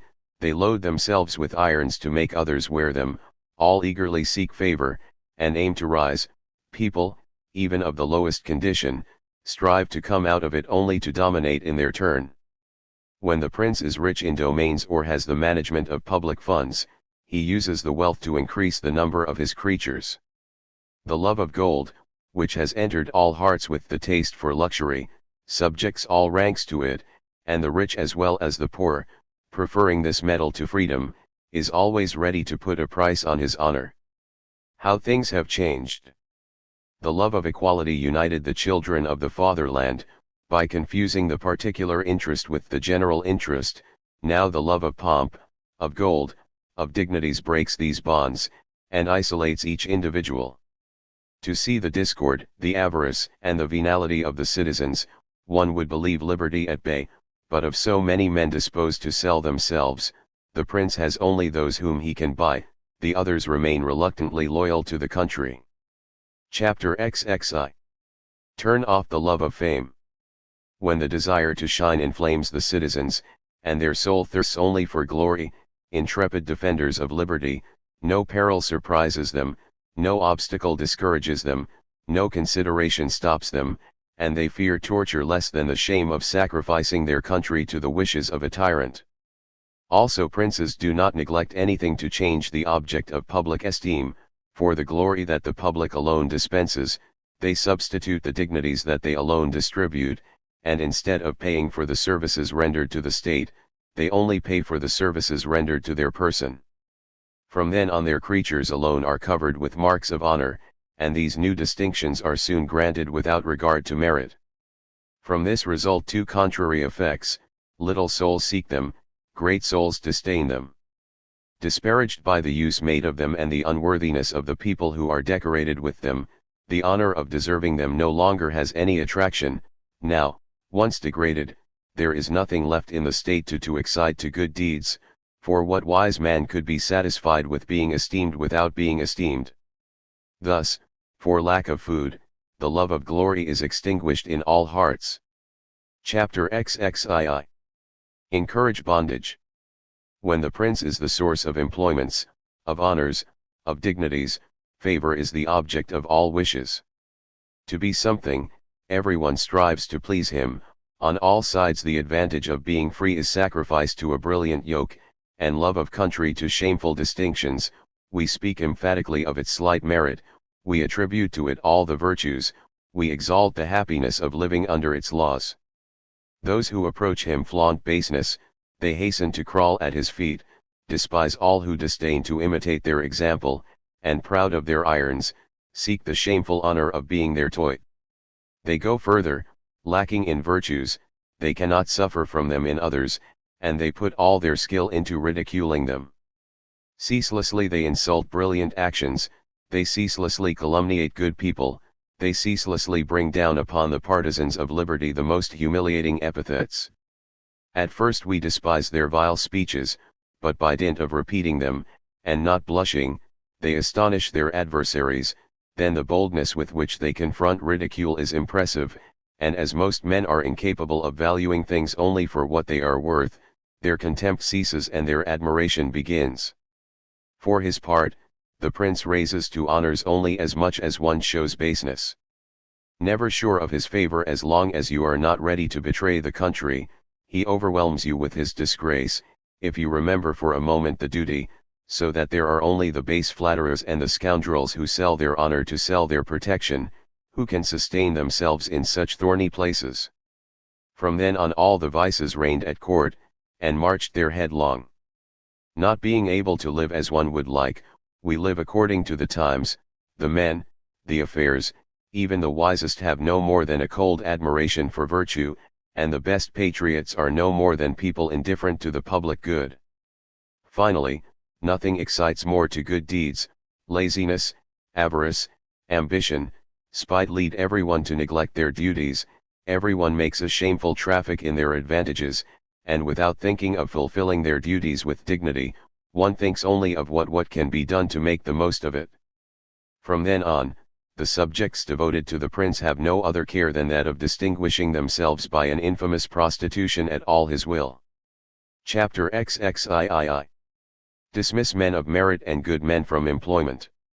In a free government, newly established, it is always those who have rendered the greatest services to the state who are placed at the helm of affairs, it is always they who have shown the most virtue who are placed at the head of the courts. If one commits to the prince the care of appointing afterwards to posts, it is on condition that he will appoint only subjects worthy of occupying them. But in order to work things out at his ease, far from calling upon him merit and virtue, he quietly excludes from the management of affairs honest and wise men, those who enjoy public consideration, to admit only men of easy composition or devoted men. Chapter XXIV. Hypocrisy of Princes. Few princes are bold enough to openly attack freedom. Even when their disastrous enterprises appear open, they carefully conceal their purpose, they veil their machinations under a beautiful exterior and display the greatest popularity. Some make use of perfidious agents to trample, vex, despoil and oppress the citizens, well resolved to then apply to themselves the fruit of the vexations of these unworthy ministers, to burden them alone with the weight of public execration, to punish them, and to make themselves in this way the reputation of just princes. This is how the sultans use it with their pashas. Other more skillful princes make use of popular ministers, to do with applause the evil which they themselves would have done only by exposing themselves to the hatred of the people, and by making themselves the object of the public execration. Thus for one and the same thing, they know how to be blessed, while others would have been loaded with curses. Sometimes they even increase their power by pretending to renounce it. In order to gain confidence, they have some laws revoked which interfere too much with the freedom of the people. Now, once they have made this sacrifice to their ambition, they obtain everything they want, and the people's abandonment to them has no bounds. Chapter XXV. Deaf-led. While the peoples gave themselves up to sleep, the prince, who saw himself surrounded by men who were not careful to enlighten his conduct, undertook to deal a few blows to freedom. To sound out the ground, he ventures some proposition likely to favor his secret views. If it passes, it is a foundation on which he hastens to build. If it frightens, he resorts to trickery, and seeks to color his designs. For the good of the state, this fine pretext, with which those who govern cover their ambitious projects, is constantly in his mouth, as if the public welfare was close to his heart. He asks that people trust in his benevolence, then, without shame of cowardly perjuring himself, he takes the gods to witness the purity of his intentions, his respect for the laws he is about to violate, and the peoples have the folly to abandon themselves to his oaths. Formerly he had his creatures propose, in the name of the citizens, the projects he had in view, and the nation, seduced by the appearance, still gives into the trap. Thus, Pitt made propose by pretended patriots, the project of a constant militia, and this project passed. Thus the court has since proposed, by other pretended patriots, the project of a militia on the foot of the regular troops, and woe to the English, if this project comes to pass. Ready to form some open enterprise, to distract minds, the prince renews the festivals, the banquets, the spectacles, he conciliates the public confidence by fulfilling some engagement, or else he delivers the subjects to the fury of the game. In order to dispose the people to receive Mazarin on the day he was to return to Paris, Louis XIV published an ordinance injunctioning the provost of the merchants and the aldermen to open their offices immediately for the payment of the arrears of rents on City Hall. When this same prince wanted to deal some fatal blow to liberty, he lavished the public funds on parties, banquets, and tournaments. That if the prince attempts some perilous enterprise, he takes care to use cunning and to provide himself with the means of justification. Charles II, having formed the design of making himself absolute, employed the wiles of the Duke of Landsdale to induce the Parliament of Scotland to pass an act which authorised the Scottish Council to raise a numerous militia, and to employ them in the state, without it being necessary to have immediate recourse to the king. Thus making this soldiery out of his hands in appearance, to put it into those of his council, Charles was able to make it march when he pleased against England, without appearing to have called it there, and if fortune were to declare itself against him, the blame for this outrage would have fallen upon the council.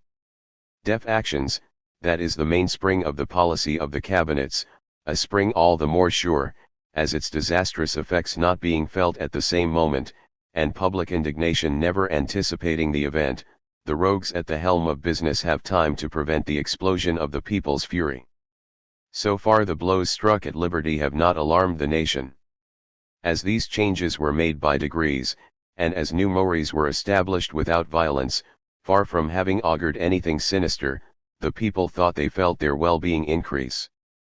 But soon everything will change face. Already it is no longer parties and games, sad scenes followed, enlightened citizens see the danger that threatens them, and the future offers them only a desolate prospect. Chapter XXI. Innovate. There are no political constitutions in which the rights of the citizen are sufficiently well established to leave nothing arbitrary to the government. There is no constitution where the legislator has taken foresight to the point of cutting the root of innovations. Yet it is always by innovating that princes lay the foundations of their iniquitous empire. The first innovations hardly appear to do so. It is not by undermining, it is by undermining the time of freedom that one works to overthrow it. They begin by making deft attacks on the rights of citizens, rarely in such a way as to make a very strong sensation, and they are always careful not to announce these attacks by outbursts. If it is necessary to record them in the acts of public authority, so that they make themselves less felt, care is taken to hide what is odious in them, by altering the facts, and by giving beautiful names to the most criminal actions. Often one begins by proposing some slight reforms which indicate nothing but decent. They are stated by general propositions, plausible enough at first glance, and concealing consequences which one does not at first perceive, but from which one does not take long to avail oneself, and from which one derives foreseen advantages. Or else some article is added at the end, which destroys what the former offer that is advantageous, and leaves only what is fatal in them. Sometimes, to attack freedom, the prince awaits the moment of an alarming crisis which he has prepared, then, under the pretext of providing for the salvation of the state, he proposes disastrous expedients which he covers with the veil of necessity, of the urgency of circumstances, of the misfortune of the times. He boasts of the purity of his intentions, he sounds great words of love for the public good, he displays the care of his paternal love. If we hesitate to adhere to his proposal, he exclaims, "What? You don't want to pull yourself out of the abyss on your own?" No one has the strength to resist, and everyone lets himself go, although he has no doubt that these expedients hide, under their beautiful exterior, sinister designs. Is the trap revealed? It is when it is no longer time to avoid it, then the people, like a lion falling into nets hidden under the foliage, struggle to break them, and only entwine each other more and more. Formerly, under some specious pretext, the prince begins by creating, by his own authority, some dignity, some office, some employment, then he erects courts of judicature, whose arbitrary judgments he gradually renders. In England, Henry VIII, having usurped the power to create peers without the consent of Parliament, soon afterwards set up, under his private authority, the Council of York, under the pretext of relieving his subjects who had no means of making themselves do justice in the courts of Westminster. The jurisdiction of this court extended over several counties. At first he followed in criminal matters the forms in use in the other tribunals, but soon he was only allowed to follow the intentions he received from the cabinet. Under the pretext that the brigands who infested the state were too numerous to be repressed by the ordinary judges, Edward I established a special tribunal, under the name of Trial Baton Commission, which he soon after authorized to seek and punish all offenses, formidable inquisition which alone would have sufficed to annihilate liberty. The members of this tribunal made their rounds in the provinces, punished on the slightest suspicion, condemned on the slightest evidence, filled the prisons with pretended malefactors, and then allowed them to redeem themselves by paying large sums which entered the coffers of the king. The erection of these tribunals is a great step towards arbitrary power. By creating special commissions, the prince annihilates the authority of the magistrates, and attracts to himself all the judicial power, of which he is little bit an offensive and defensive weapon, which makes it formidable to all those who dare to protest against its embezzlement or resist its attacks. It is not by judgments of brilliance against distinguished citizens that these tribunals usually begin, but by very mild sentences against obscure citizens. Or, if they come first to violent measures, it is only with regard to some great malefactor, whose punishment, although arbitrary, is always agreeable to the people, more accustomed to consult their resentment than jealous of the maintenance of the laws, and always ready to strengthen the unjust power under which he must himself groan one day. When the prince does not erect new courts of justice, he changes the prescribed forms in those which are established, he alters the functions of the judges whom he removes from the authority of the legislator, little by little he makes the tribunals arbitrary, and he evokes all the causes there. Henry IV of England ordered, by edict, that the judgments rendered in the royal courts should not be submitted to the examination of Parliament, unless the judges were accused of ignorance or prevarication, a clause which annulled all call. By ascending the throne, James I made the Council of York independent of the laws, before which he dragged the unfortunate victims who refused to submit to it. This is how, after making the power of the Star Chamber arbitrary, Charles I translated the courageous citizens he wanted to oppress into it, a court of blood, where villainy tended the scales of justice, where good law was going to be to bury, and where tyranny slaughtered some innocent victim every day. Chapter XXVII. Multiply government creatures. To extend their power, the princes multiply the jobs and the holders. Under the princes of the House of Austria, who ascended the throne of Spain, the number of civil employments was prodigious, there were thousands of incumbents without functions, scarcely did one see a citizen so slightly enriched, who was not provided with some office. But why specific examples? It was to increase the number of their creatures that in the different monarchies of Europe the kings imagined the dignities of prince, archduke, duke, duke with patent, peer, count, viscount, marquis, baron, baronet, knight, squire, etc., and that they multiply the holders as they please. It is to increase the number of their creatures that they have created the places of provincial governors, commanders of cities, castles, citadels, of lieutenant de roy, marshals, lieutenants general, maréchaux de camp, brigadier, sénéchal, bailli d'épée, etc. It is to increase the number of their creatures that erecting as great officers of the crown the domestic employments of their houses, they have created positions of grand chaplain, first chaplain, ordinary chaplain, master of the oratory, chaplain, grand master, grand chamberlain, chamberlain, first gentleman of the chamber, gentleman of honor, grand master of the wardrobe, master of the wardrobe, grand squire, first squire, squire cavalcadeur, ordinary squire, hand squire, grand pannier, grand huntsman, grand falconer, grand louveteur, grand maréchal de logis, Grand Provost, First Butler, Ordinary Butler, Grand Master of Ceremonies, Masters of Ceremonies, Secretaries of the Chamber and Cabinet, Readers of the Chamber and Cabinet, Secretary of the Commandments, Writers of the Cabinet, etc. It is to increase the number of their creatures that they have given private houses to their wives, to their sons, to their daughters, to their uncles, to their aunts, bringing together all the sumptuous charges which make up theirs, a board of directors modeled on the State Finance Department. It is to increase the number of their creatures that in all their houses they have doubled the number of holders by survivals.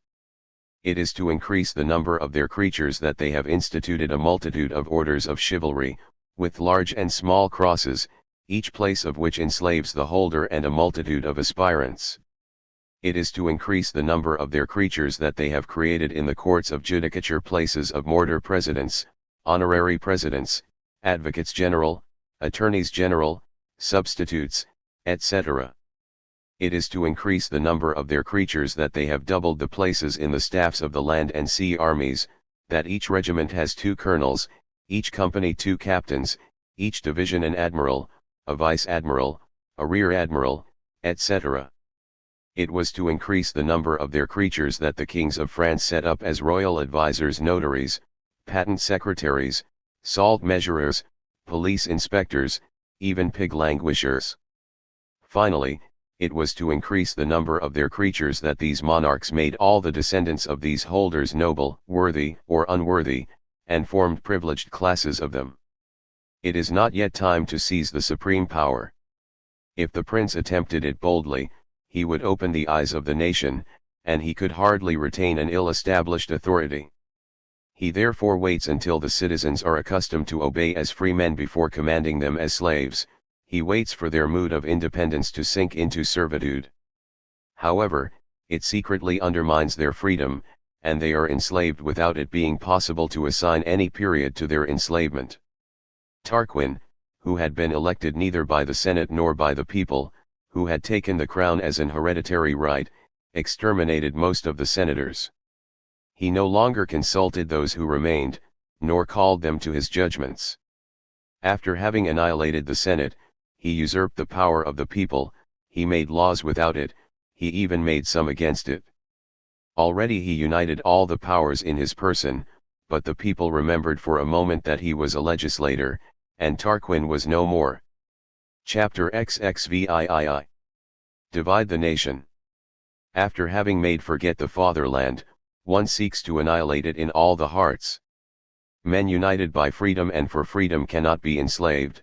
To chain them, they must be divided by interests, and time never fails to supply them. In a nascent society, all members of the state, children of the same family, enjoy the same rights, are distinguished only by personal merit.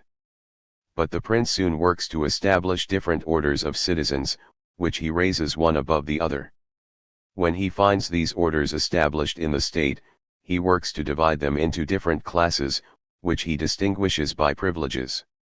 To one he attaches the places of government, at the other, the offices of the magistracy, the latter, military employment, to that, ecclesiastical benefices, leaving traffic, arts, and trades to the lower classes. Everywhere the big ones disdain the little ones, and the little ones hate the big ones, or to put it better, those who belong to one class of citizens always disdain or hate those who belong to another class. It is these base passions that princes bring into play, to foment discord among the members of the state. Servius Tullius divided the Roman people into 6 classes, which formed 193 centuries. He composed the first centuries of a number of citizens, always so much the smaller, as they were richer. He brought into the following a certain number of citizens, always all the more considerable as they were less well-to-do, and he threw into the last all the needy. Now, each century having only one vote, the right of suffrage, that is to say the supreme power, was thus placed in the hands of the principal citizens. Until the retreat on the Sacred Mount, there were only nobles in Rome who could aspire to the magistracies, and until the destruction of the Republic, only well-to-do citizens could bear arms and serve in the cavalry.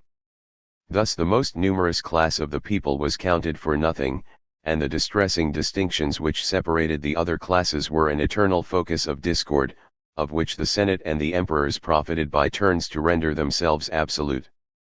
From the origin of the French monarchy, honorable and lucrative jobs were the heritage of the nobles. About the middle of the third race, the door to the less considerable was opened to the opulent plebeians. Under several kings, military employment was confined to gentlemen. Until Charles VII, the nobles were exempt from all taxes, and up to the time of the Revolution they were relieved of the tax, as were magistrates, honorary advisors, king's secretaries, soldiers who had a certain number of years of service, etc. Lastly, in all times, the mass of the people became, by these insulting distinctions of the government, the object of the contempt of the privileged orders, and the prince never did anything to bring her out of her annihilation. To arouse jealousy among his subjects, Philip II prescribed, by an edict of 1586, the titles that they were to give each other reciprocally, the ceremonial to be observed with the great, the ministers, the prelates, and he ordered that anyone who refused to submit to it be prosecuted. The government of Venice distinguishes the townspeople from the people by special exemptions and privileges. He employs them exclusively at the residences, and at the secretariats of all the councils, of all the embassies. It allows them to take the dress of nobles, to contract alliances with gentlemen. Finally, from time to time he incorporated into the body of the nobility some of their families, in place of those who died out. In this way he manages to induce the townspeople to unite with him against the people. And as if that were not enough, he pushes the policy so far as to excite animosities between the plebs of the different districts of the city, by always maintaining two opposing parties which come to grips on certain days of the year. With regard to the subjects of mainland, he treats the people with kindness, the nobles with rigor. The Signory, which regards the Paduans as the ancient masters of Venice, strives to maintain division among them. After having drawn from Padua the most powerful families, she has given so many privileges to the students of the university, that the citizens are extremely jealous. Not content with dividing the nation into different classes separated by interests, the princes still work to sow jealousy in each, by means of the pensions, dignities, and special favors which they grant to certain individuals. The Senate of Rome used to incorporate the most powerful plebeian families to form a mass against the people. Louis XI constantly sowed division among his nobility, and he employed on this subject all the refinements of politics. The Venetians continue to foment dissension among the nobles of Terramirma. Pierre Irizza, lieutenant general of the Republic at Udine, seeing that those of Friuli lived on good terms with each other, worked to embroil them irreconcilably. To achieve this, he had himself given the power to grant the title of Count or Marquis to whomever he thought fit, and soon jealousy kindled discord between the families who claimed these titles, and the families who had obtained them. To divide the members of the state, the prince sometimes goes so far as to stir up factions. When, by the intrigues of the court, the kingdom of England was divided into two factions, and when by dint of fomenting discord, these factions, having become irreconcilable, were able to counterbalance each other, Charles II dissolved the parliament, and lifted the mask. Then we saw with astonishment a king so often humiliated by the senate of the nation and so often forced to submit, a king without an army, without a fleet, without money, without foreign help, suddenly becoming absolute master of the state, causing his enemies to experience the terrible effects of vengeance, sacrificing to his resentment the patriots who had more distinguished, and lead the people as a tyrant. Finally, to sow discord among the subjects, the princes almost all protected the establishment of different sects in the state, some even favored certain sectarians, some others persecuted them. Artifices so fatal to liberty that by their means several monarchs have managed to govern nations with an iron scepter. Chapter XXIX. Opposing the various orders of the state to each other. Masters of the small, the great are in a way masters of the state, and it is with them that the prince begins to share power. As he cannot deceive them, he draws them into his party, For them all respect, all honors, all dignities. Princes first raise the nobles to crush the people, then they raise the people to crush the nobles. This is what all the monarchs of Europe did, jealous of establishing an arbitrary government on the ruins of feudal government. Let us recall here the political institutions in force in the different monarchies founded by the Germans, the Franks, the Goths, the Vandals, and we shall have the complete proof of this truth. Placed near the throne, the nobles were its support, soon they were the instrument used by the prince to crush the people. By virtue of the barbarians' right of conquest, prisoners of war were almost always reduced to servitude, a fate constantly reserved for peoples deemed to be in revolt. As the barons and the great officers of the crown were all agents of the prince, nothing was more common at the beginning of the monarchy than to see the inhabitants of the cities and the countryside rise up against the vexations of the lords, if not is to see the lords in revolt against the prince. What could be simpler? They cherished freedom and they had arms in their hands. By leading the peoples into slavery, the government was deceived in its projects. It wanted to become absolute, but it saw all its springs break in its hands one after another. Let us cast a glance here at the humiliation in which kings were held for so long by their courtiers, a reverse provoked by their mad ambition, but prepared by the vices of the constitution, the development of which could only lead to anarchy.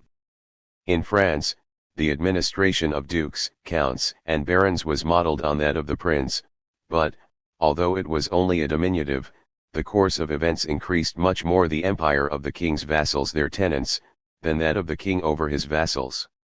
The great vassals of the crown almost all resided in their lands, thus removed from the court. The relations which they had with their lord were always weakening, while those which they maintained with their tenants grew stronger every day.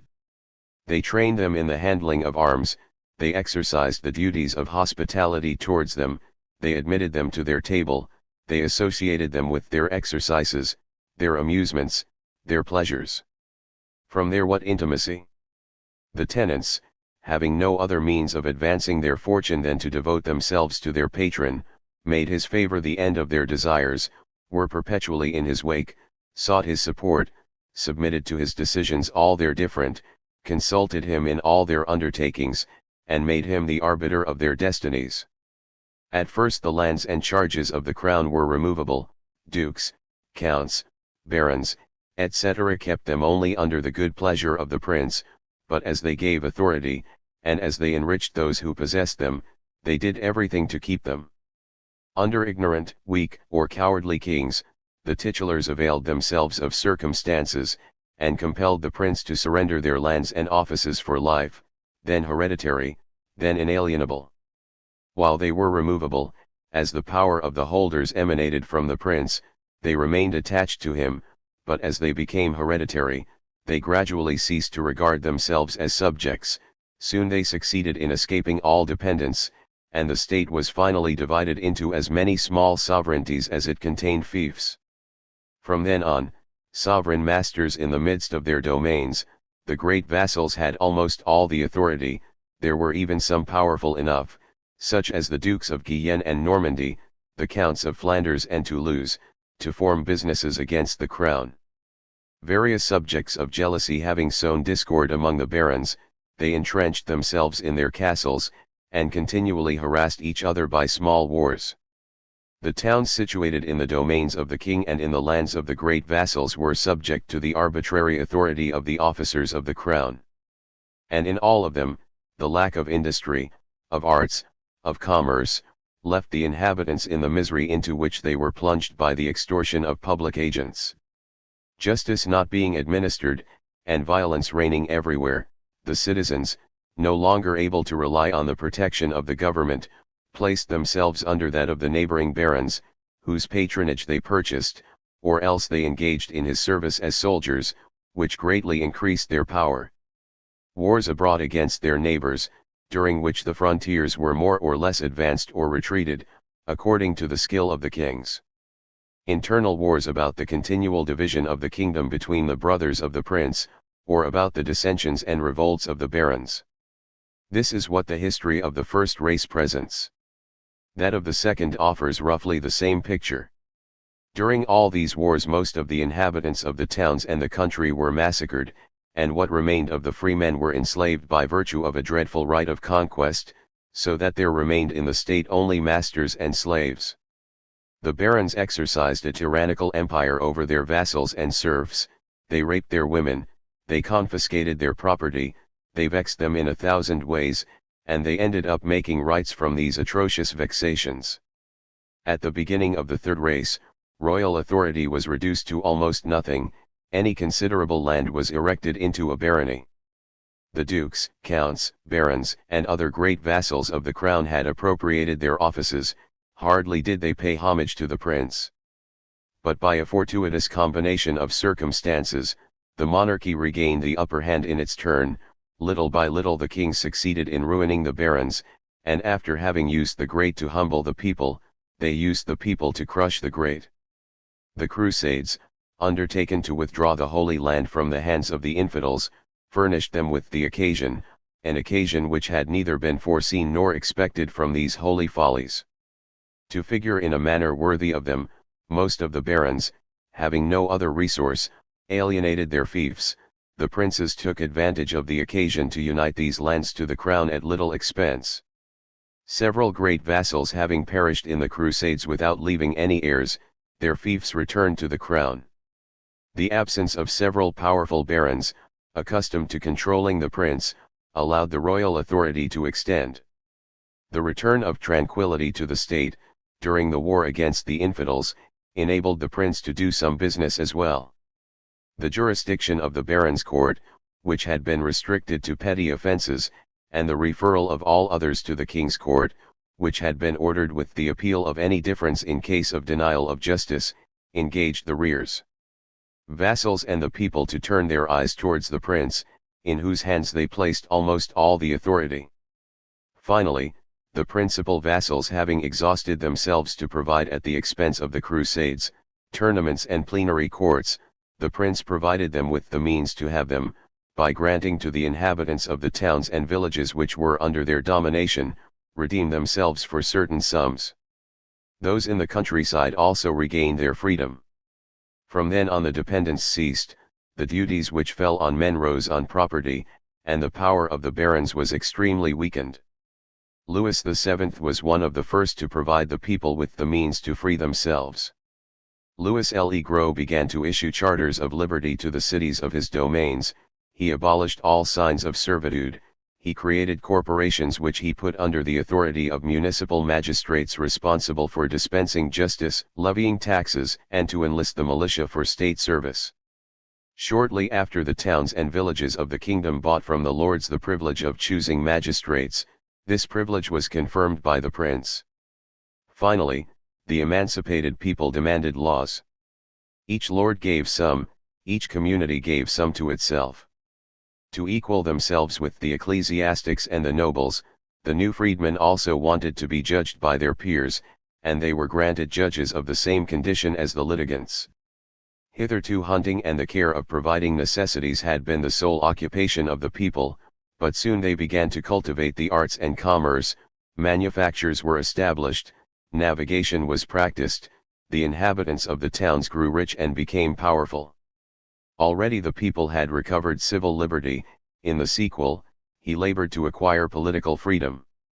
To make him contribute with less reluctance to the needs of the state, he began to be called by deputies to the States General. They had a deliberative voice there, and they counted for something in the national deliberations. Its deputies entered it for the first time in 1304. They continued to be called there regularly. Soon there was no more assembly of states without them, and as their number was proportioned to the sums which the towns and communities contributed to the public needs, they subsequently had as much influence as those of the clergy and nobility. But all the influence that both had over public affairs consisted in soliciting, almost always in vain, the rectification of public grievances, and in fixing the contributions that the prince demanded, for the States General were not those national assemblies which began with the monarchy, and which were depositories of sovereignty. For a long time they no longer existed except through the care that the kings had taken to no longer convene them. The States General were only one of them. Simulacrum, instituted a little before Philippe le Bel to regulate the subsidies.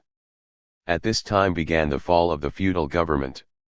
Once the people were freed, admitted to the States General, appeared to take part in national affairs, and by their industry opened the sources of opulence, he acquired a great deal of power, he formed a powerful body in the state, and it was to his power that the prince had recourse to lower that of the barons, as soon as circumstances permitted him.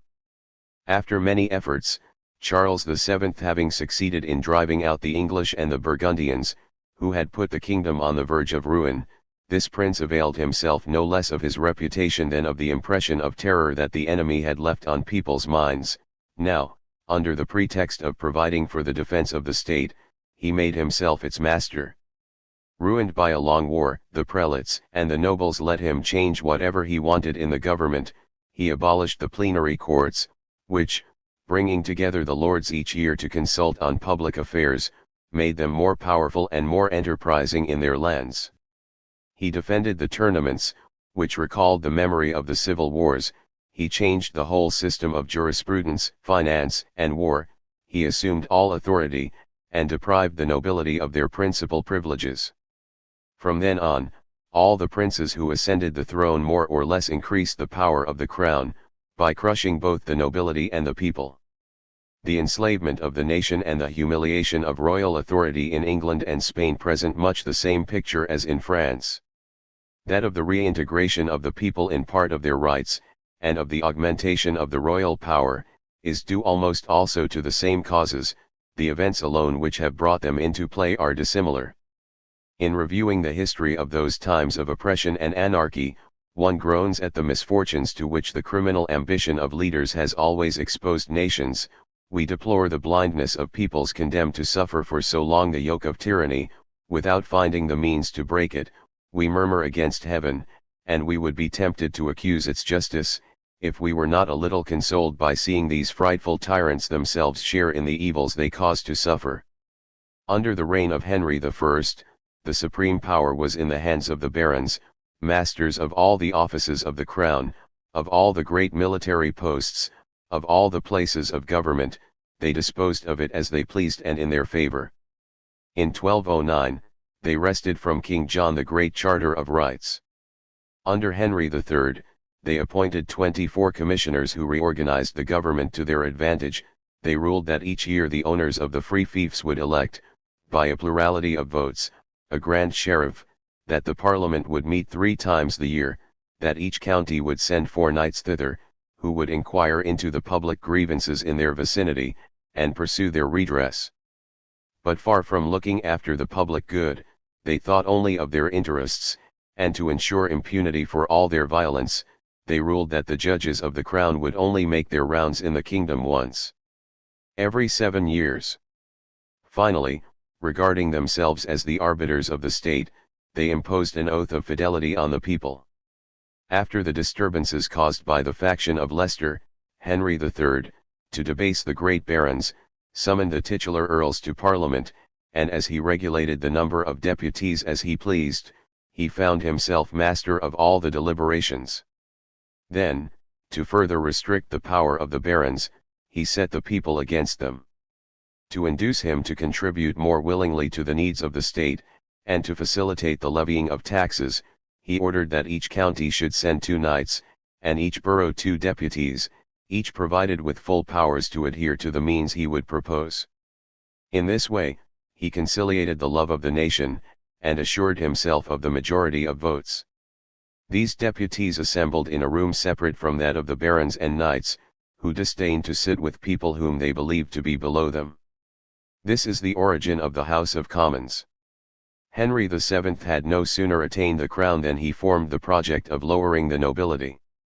She had just shown her power in a long civil war, during which she had deposed several princes. Not daring to attack her with open force, he had recourse to politics. He allowed the barons to dismember and sell their fiefs, to prevent them from having a considerable number of protégés in their service. He encouraged agriculture, commerce, and navigation. He increased the prerogatives of the communes. He made the administration of justice rigorous, and he strengthened the royal authority so powerfully, that he became one of the most absolute monarchs in Europe. The power of the kings of Aragon was very limited, and the oath of fidelity that the nobles lent him on his accession to the throne reminded him of his dependence.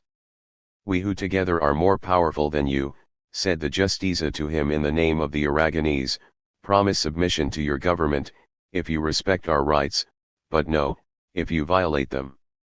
Not content with having placed strong barriers to the royal authority, and relying on the Cortes for the defense of public liberty, they had established a Supreme Court of State, under the name of Justiza, quite similar to that Ephesus at Sparta.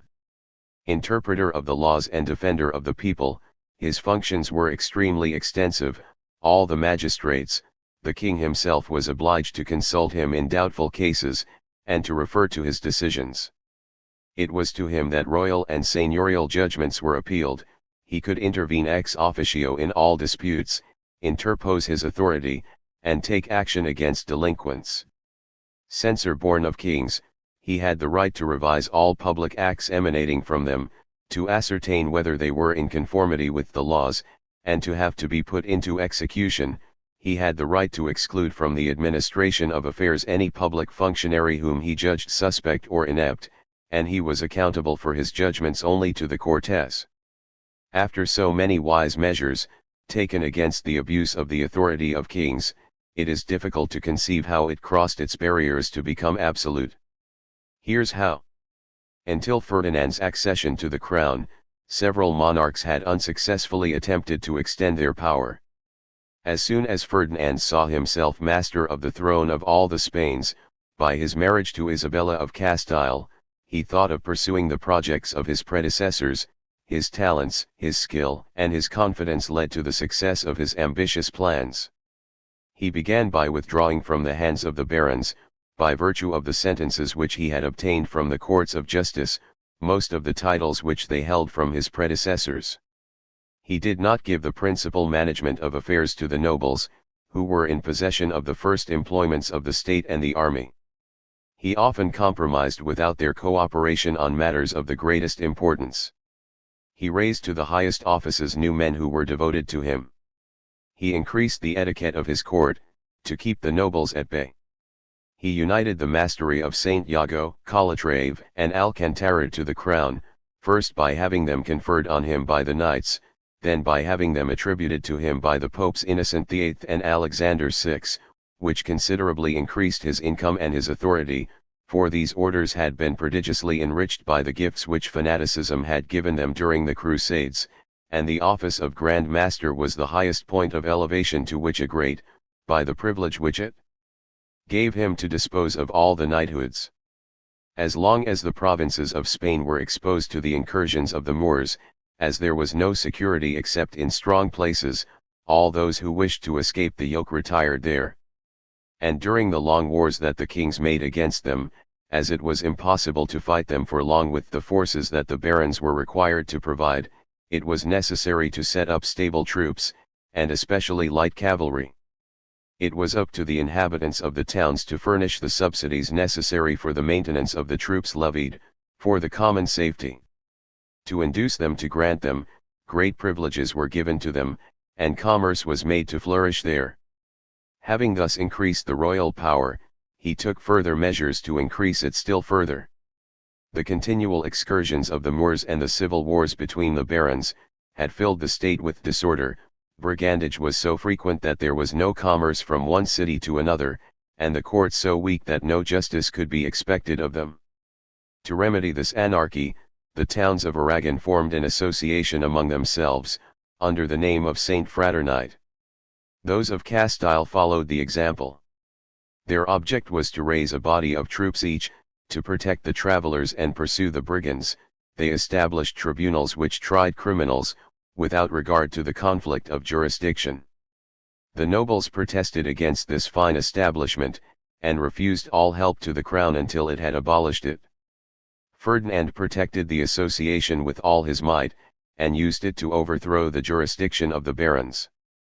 Thus, the command of the great armies that his expeditions required, the glory he acquired by the conquest of the kingdom of Granada, which put an end to the odious domination of the Moors, the skill of his ministers, and the constancy with which he pursued his designs, considerably increased the royal authority, but it remained limited until Charles V, so much did the Spaniards love liberty, and the nobles love them. Independence. It is thus that, after having supported himself with all the powerful citizens to establish his domination, the prince raises up the little ones in order to lower the great. He protects the people, from whom he has little to fear and much to hope for, then to contain the privileged classes, from whom he has little to hope and much to fear, he opposes the people to them, yoke, he overwhelms him with the weight of all the others. Chapter XXX. Weary the people of their freedom. To achieve this, the prince works to stir up disorder in the state. First he affixes his creatures to the popular assemblies, to oppose the clamours of a noisy faction to the wishes of the people, or else emissaries from the court mingle with the societies of friends of the country, to carry beyond the bounds of wisdom the ardent and inexperienced zeal. It is a well-known art of the cabinets to introduce into the popular assemblies audacious intriguers who declaim insane speeches, and commit reprehensible actions, to impute them to good citizens, to calumniate the intentions of patriots, and to present the people as a band of seditious and brigands. Nothing is more ordinary for princes than to disturb the election of popular magistrates, by bribing rowdies and cutthroats to mistreat electors who carry pure patriotism, and insult police officers who wish to enforce the law. Sometimes the prince sends rebel troops into the field, against whom the laws vainly deploy their authority, but that he makes a word return to order, to make believe in the alleged advantages of the domination of a single person. Sometimes he makes use of the vilest populace to disturb the magistrates in their functions, hoping that wise people, tired of living in anarchy, will raise him out of despair to absolute power. Formerly, to disgust the people with the exercise of their rights, and to make the inconveniences of liberty unbearable to them, they form parties in the state, which they raise against each other, and of which they make themselves the mediator to make himself master of them, and make them serve as instruments of his ambition, as henchmen of his authority. When the state is in flames, it assembles national councils, but it prevents, by secret intrigues, that no resolution is taken there, or else it renders null the decrees that have been taken there. He goes further, often under the pretext of maintaining public tranquility, he prevents assemblies intended to repress his excesses and restore order, then he avails himself of the silence which he prevents them from breaking, or of the irregularities which he has made them commit, to suppose in his favor the wish of those whom fear has silenced, or to punish those who dare to speak. Thus the favorite artifice of princes is to seek to excite disorderly movements, to slaughter the citizens and calumniate the people. They make use of its real virtues to give it apparent wrongs, and as they are its judges, they punish it for their own perversity. They are then the first to exclaim that the people are the playthings of the intriguers, seeking in this way to disgust them with the freedom they make laborious for them.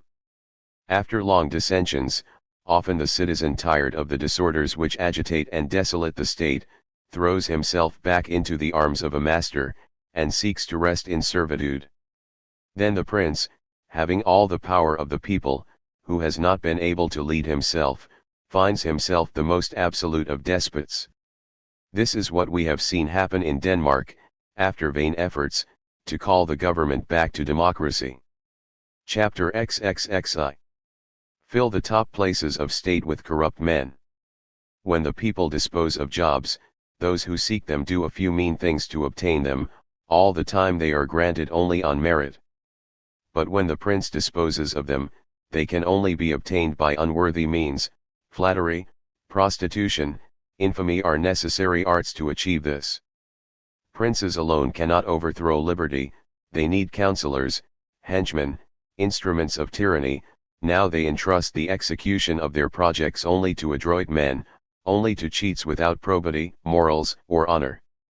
The better to ensure the success of their designs, sometimes they only admit a few heads into the cabinet.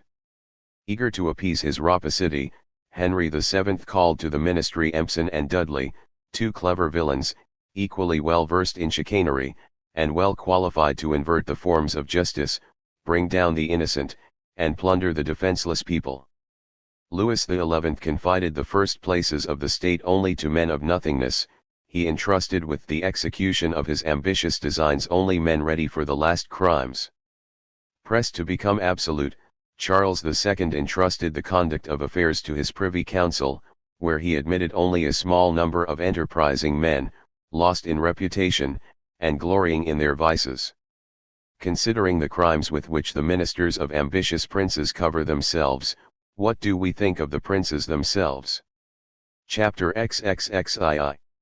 Rescue the guilty agents of power from the sword of the law.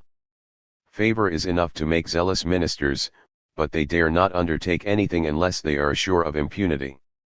So princes take care to cover them with their protection, they shield them from the sword of justice, they absolve them of the crimes they have committed, and even of the crimes they will commit again. Calling Cardinal Wolsey to the ministry, Henry VIII granted him a general pardon, framed in these terms: the king, by his own motion and by special favor, pardons Wolsey for treasons, murders, and outrages whatever he has committed and that he may commit. James I granted a similar one to the Count of Somerset, and Charles II to the Count of Danby. What did Charles I not do to remove Strafford from the arm of justice? At first he refused to sign his sentence, then he brought in prayers, tears, supplications, then he requested that the sentence be commuted to life imprisonment, then he asked for a reprieve, and finally he only yielded to the harsh necessity with a shudder. And didn't Louis XV snatch the Duke of Aiguillon from justice, accused of having attempted the life of the patriot Lachelote? Chapter XXXIII. Fill the courts with corrupt judges. The freedom of peoples is established only on the laws, but as the laws speak only through the mouth of the judges, to make them vain, it is necessary to establish corrupt magistrates, or to corrupt those who are established. This is what princes almost always do, to become absolute. Louis XI applied himself to filling all the departments of the administration with new men and men of low status, all equally devoted to his orders. Henry VII and Henry VIII only appointed to places of trust lawyers or priests whom they had in their devotion, and who were always ready to sacrifice the nation to the crown. Under James I, the Star Chamber, the Council of York, and the Court of High Commission, tribunals before which any important cause was raised, were composed only of creatures of the king. Charles I corrupted the heads of all the courts. He did more, under the pretext of rendering justice, this prince charged, in 1633, the Archbishop of Canterbury and the other members of his Privy Council with regulating the courts of justice. They had to hear all the disputes which arose on the jurisdiction of the civil and ecclesiastical courts, they were authorized to summon before them both judges and parties, to hear cases, and to report to the king so that he would order them according to his good pleasure. After the dissolution of Parliament in 1634, Charles I dismissed all governors of places, Lord Lieutenants of counties, magistrates, and justices of the peace, to put in their place the most devoted Tories. Charles II followed his father's example, and this example was followed by his son. James II went even further. The Committee of Parliament, charged with investigating what had happened with regard to the prisoners of state, after having examined the accounts of Graham and Burton, the two vile solicitors of the crown, found that since 1679 until 1688 they had received from the Exchequer 1,100,000 livres st, which they confessed to having paid to lawyers, witnesses, jurors, and other persons called to the trial of the unfortunates whom they had prosecuted by the king, for alleged crimes of high treason. We know, moreover, that this prince used to chamber the judges in important cases. Chapter XXXIV. Disarm subjects. To make oneself absolute is little cunning without force. In a free country, it is with their own subjects, serving as citizens or volunteers, that princes attack the enemy, make conquests, and defend the state. But at the head of men attached to the fatherland, they dare not undertake anything against it, they therefore need mercenaries. So they all hastened, as soon as they could, to take troops in their pay, for that, they used many artifices. Charles VII, availing himself of the reputation he had acquired by driving out the English, and of the impression of terror which they had left in people's minds, carried out this bold design. Under the pretext of putting the kingdom in a state of defense against some unforeseen attack, some sudden invasion, he retained in his service a corps of 9,000 cavalry and 16,000 infantry, he appointed officers to command them, and he distributed them in different provinces. Thus, instead of the free men who served under the vassals of the crown, soldiers more attached to their captains than to the prince, and accustomed to obey only them, there were troops who recognized a master, and waited to their happiness alone. Under the pretext of having forces to oppose the incursions of the Moors from Africa, Ximenes, regent of Castile, urged the towns of this kingdom to enroll a certain number of their bourgeois. He promised those who took sides exemption from all taxes, he made them exercise in the handling of arms, he gave them officers, and he took them in his pay.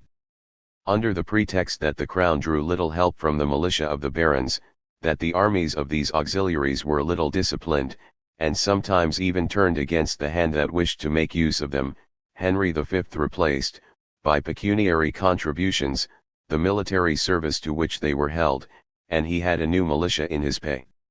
After the invasion of the Duke of Monmouth, James II asked Parliament for subsidies to maintain an army of regular troops in order, he said, to face a coming danger. But England has not had a regular army, properly so called, until the accession of the House of Brunswick to the throne. At the request of George's I, she took in her pay a considerable body of troops to maintain peace in the kingdom, and to fulfill the conditions of the Treaty of Hanover.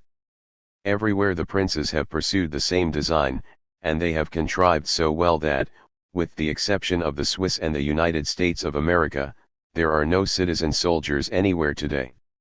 Everywhere mercenaries armed by tyranny against freedom. As these armies were raised under the pretext of defending the state, first men were recruited who had a homeland. Such soldiers were hardly manageable. In order to have more devoted ones, the princes felt the necessity of composing their troops of men who, clinging to nothing, were just as ready to march against their fellow citizens as against the enemy. Time gives them the opportunity. As industry comes to life, and commerce flourishes, inequality spreads, a part of the citizens swallows up all the wealth of the state, the rest, degraded by misery, have only a precarious existence, or possess only an industry which does not attach them to any country. It was from the innumerable class of these unfortunates, without knowledge, without morals, without inheritances, and ashamed of their poverty, that the princes drew their army. But as if national mercenaries were not yet blind enough instruments of tyranny, to oppress their subjects, they had recourse to foreigners. To his father's troops, Louis XI added a corps of 6,000 Swiss. Louis XII also took into his service a body of Germans, known in the Italian wars as the Black Band. His successors followed this example. And today there are in France, in the service of the King, Scots, Irish, Corsicans, Swiss, Italians, Germans. In Spain, the army is partly composed of Italians, Swiss, and Spaniards. In Prussia, a large part of the troops is made up of French and Poles. In England, there are no foreign troops, but the monarch holds Scottish regiments there and, given the good understanding that reigns between the two nations, it is to them that he entrusts the odious ministry of oppressing his old subjects. It is little to have in their service a foreign soldiery, some princes do not want any other. In all its expeditions, whether offensive or defensive, even in the most urgent cases, the government of Venice avoided placing arms in the hands of the townspeople. Most of the princes even pushed the policy so far as to disarm their subjects, fear that they will come to feel their strength, and to use it when they are oppressed. Under the pretext of providing for public safety, the regent of Spain forbade, in 1669, the inhabitants of Madrid, of whom she was detested, to carry firearms, or even to keep them in their houses, and the sentence pronounced against any refractory was capital. In the state of Venice, the bearing of arms is forbidden, under the most rigorous penalties. In France, the peasant is disarmed, under the pretext of preventing poaching. In the provinces, it is even only the soldiers, the gentlemen, and the officers of the crown who have the bearing of arms. Thus, after having armed mercenaries against the state, under the pretext of ensuring public peace, the prince disarms his subjects in order to be able to throw them more easily in irons. This is how executive power, covered with a deceptive veil, manages to make itself formidable. Similar to those rivers which hide their waters underground for a few moments, only to reappear suddenly, swollen by the springs which flow into them, and carry with them with fury all that opposes their impetuous course. Chapter XXXV. Provide for the pay of the troops. It is not the whole thing to set up a numerous soldiery, it is necessary to maintain it. Also, by working to have mercenary troops, the princes worked to have what to bribe them *, and they did not need then the same pretexts.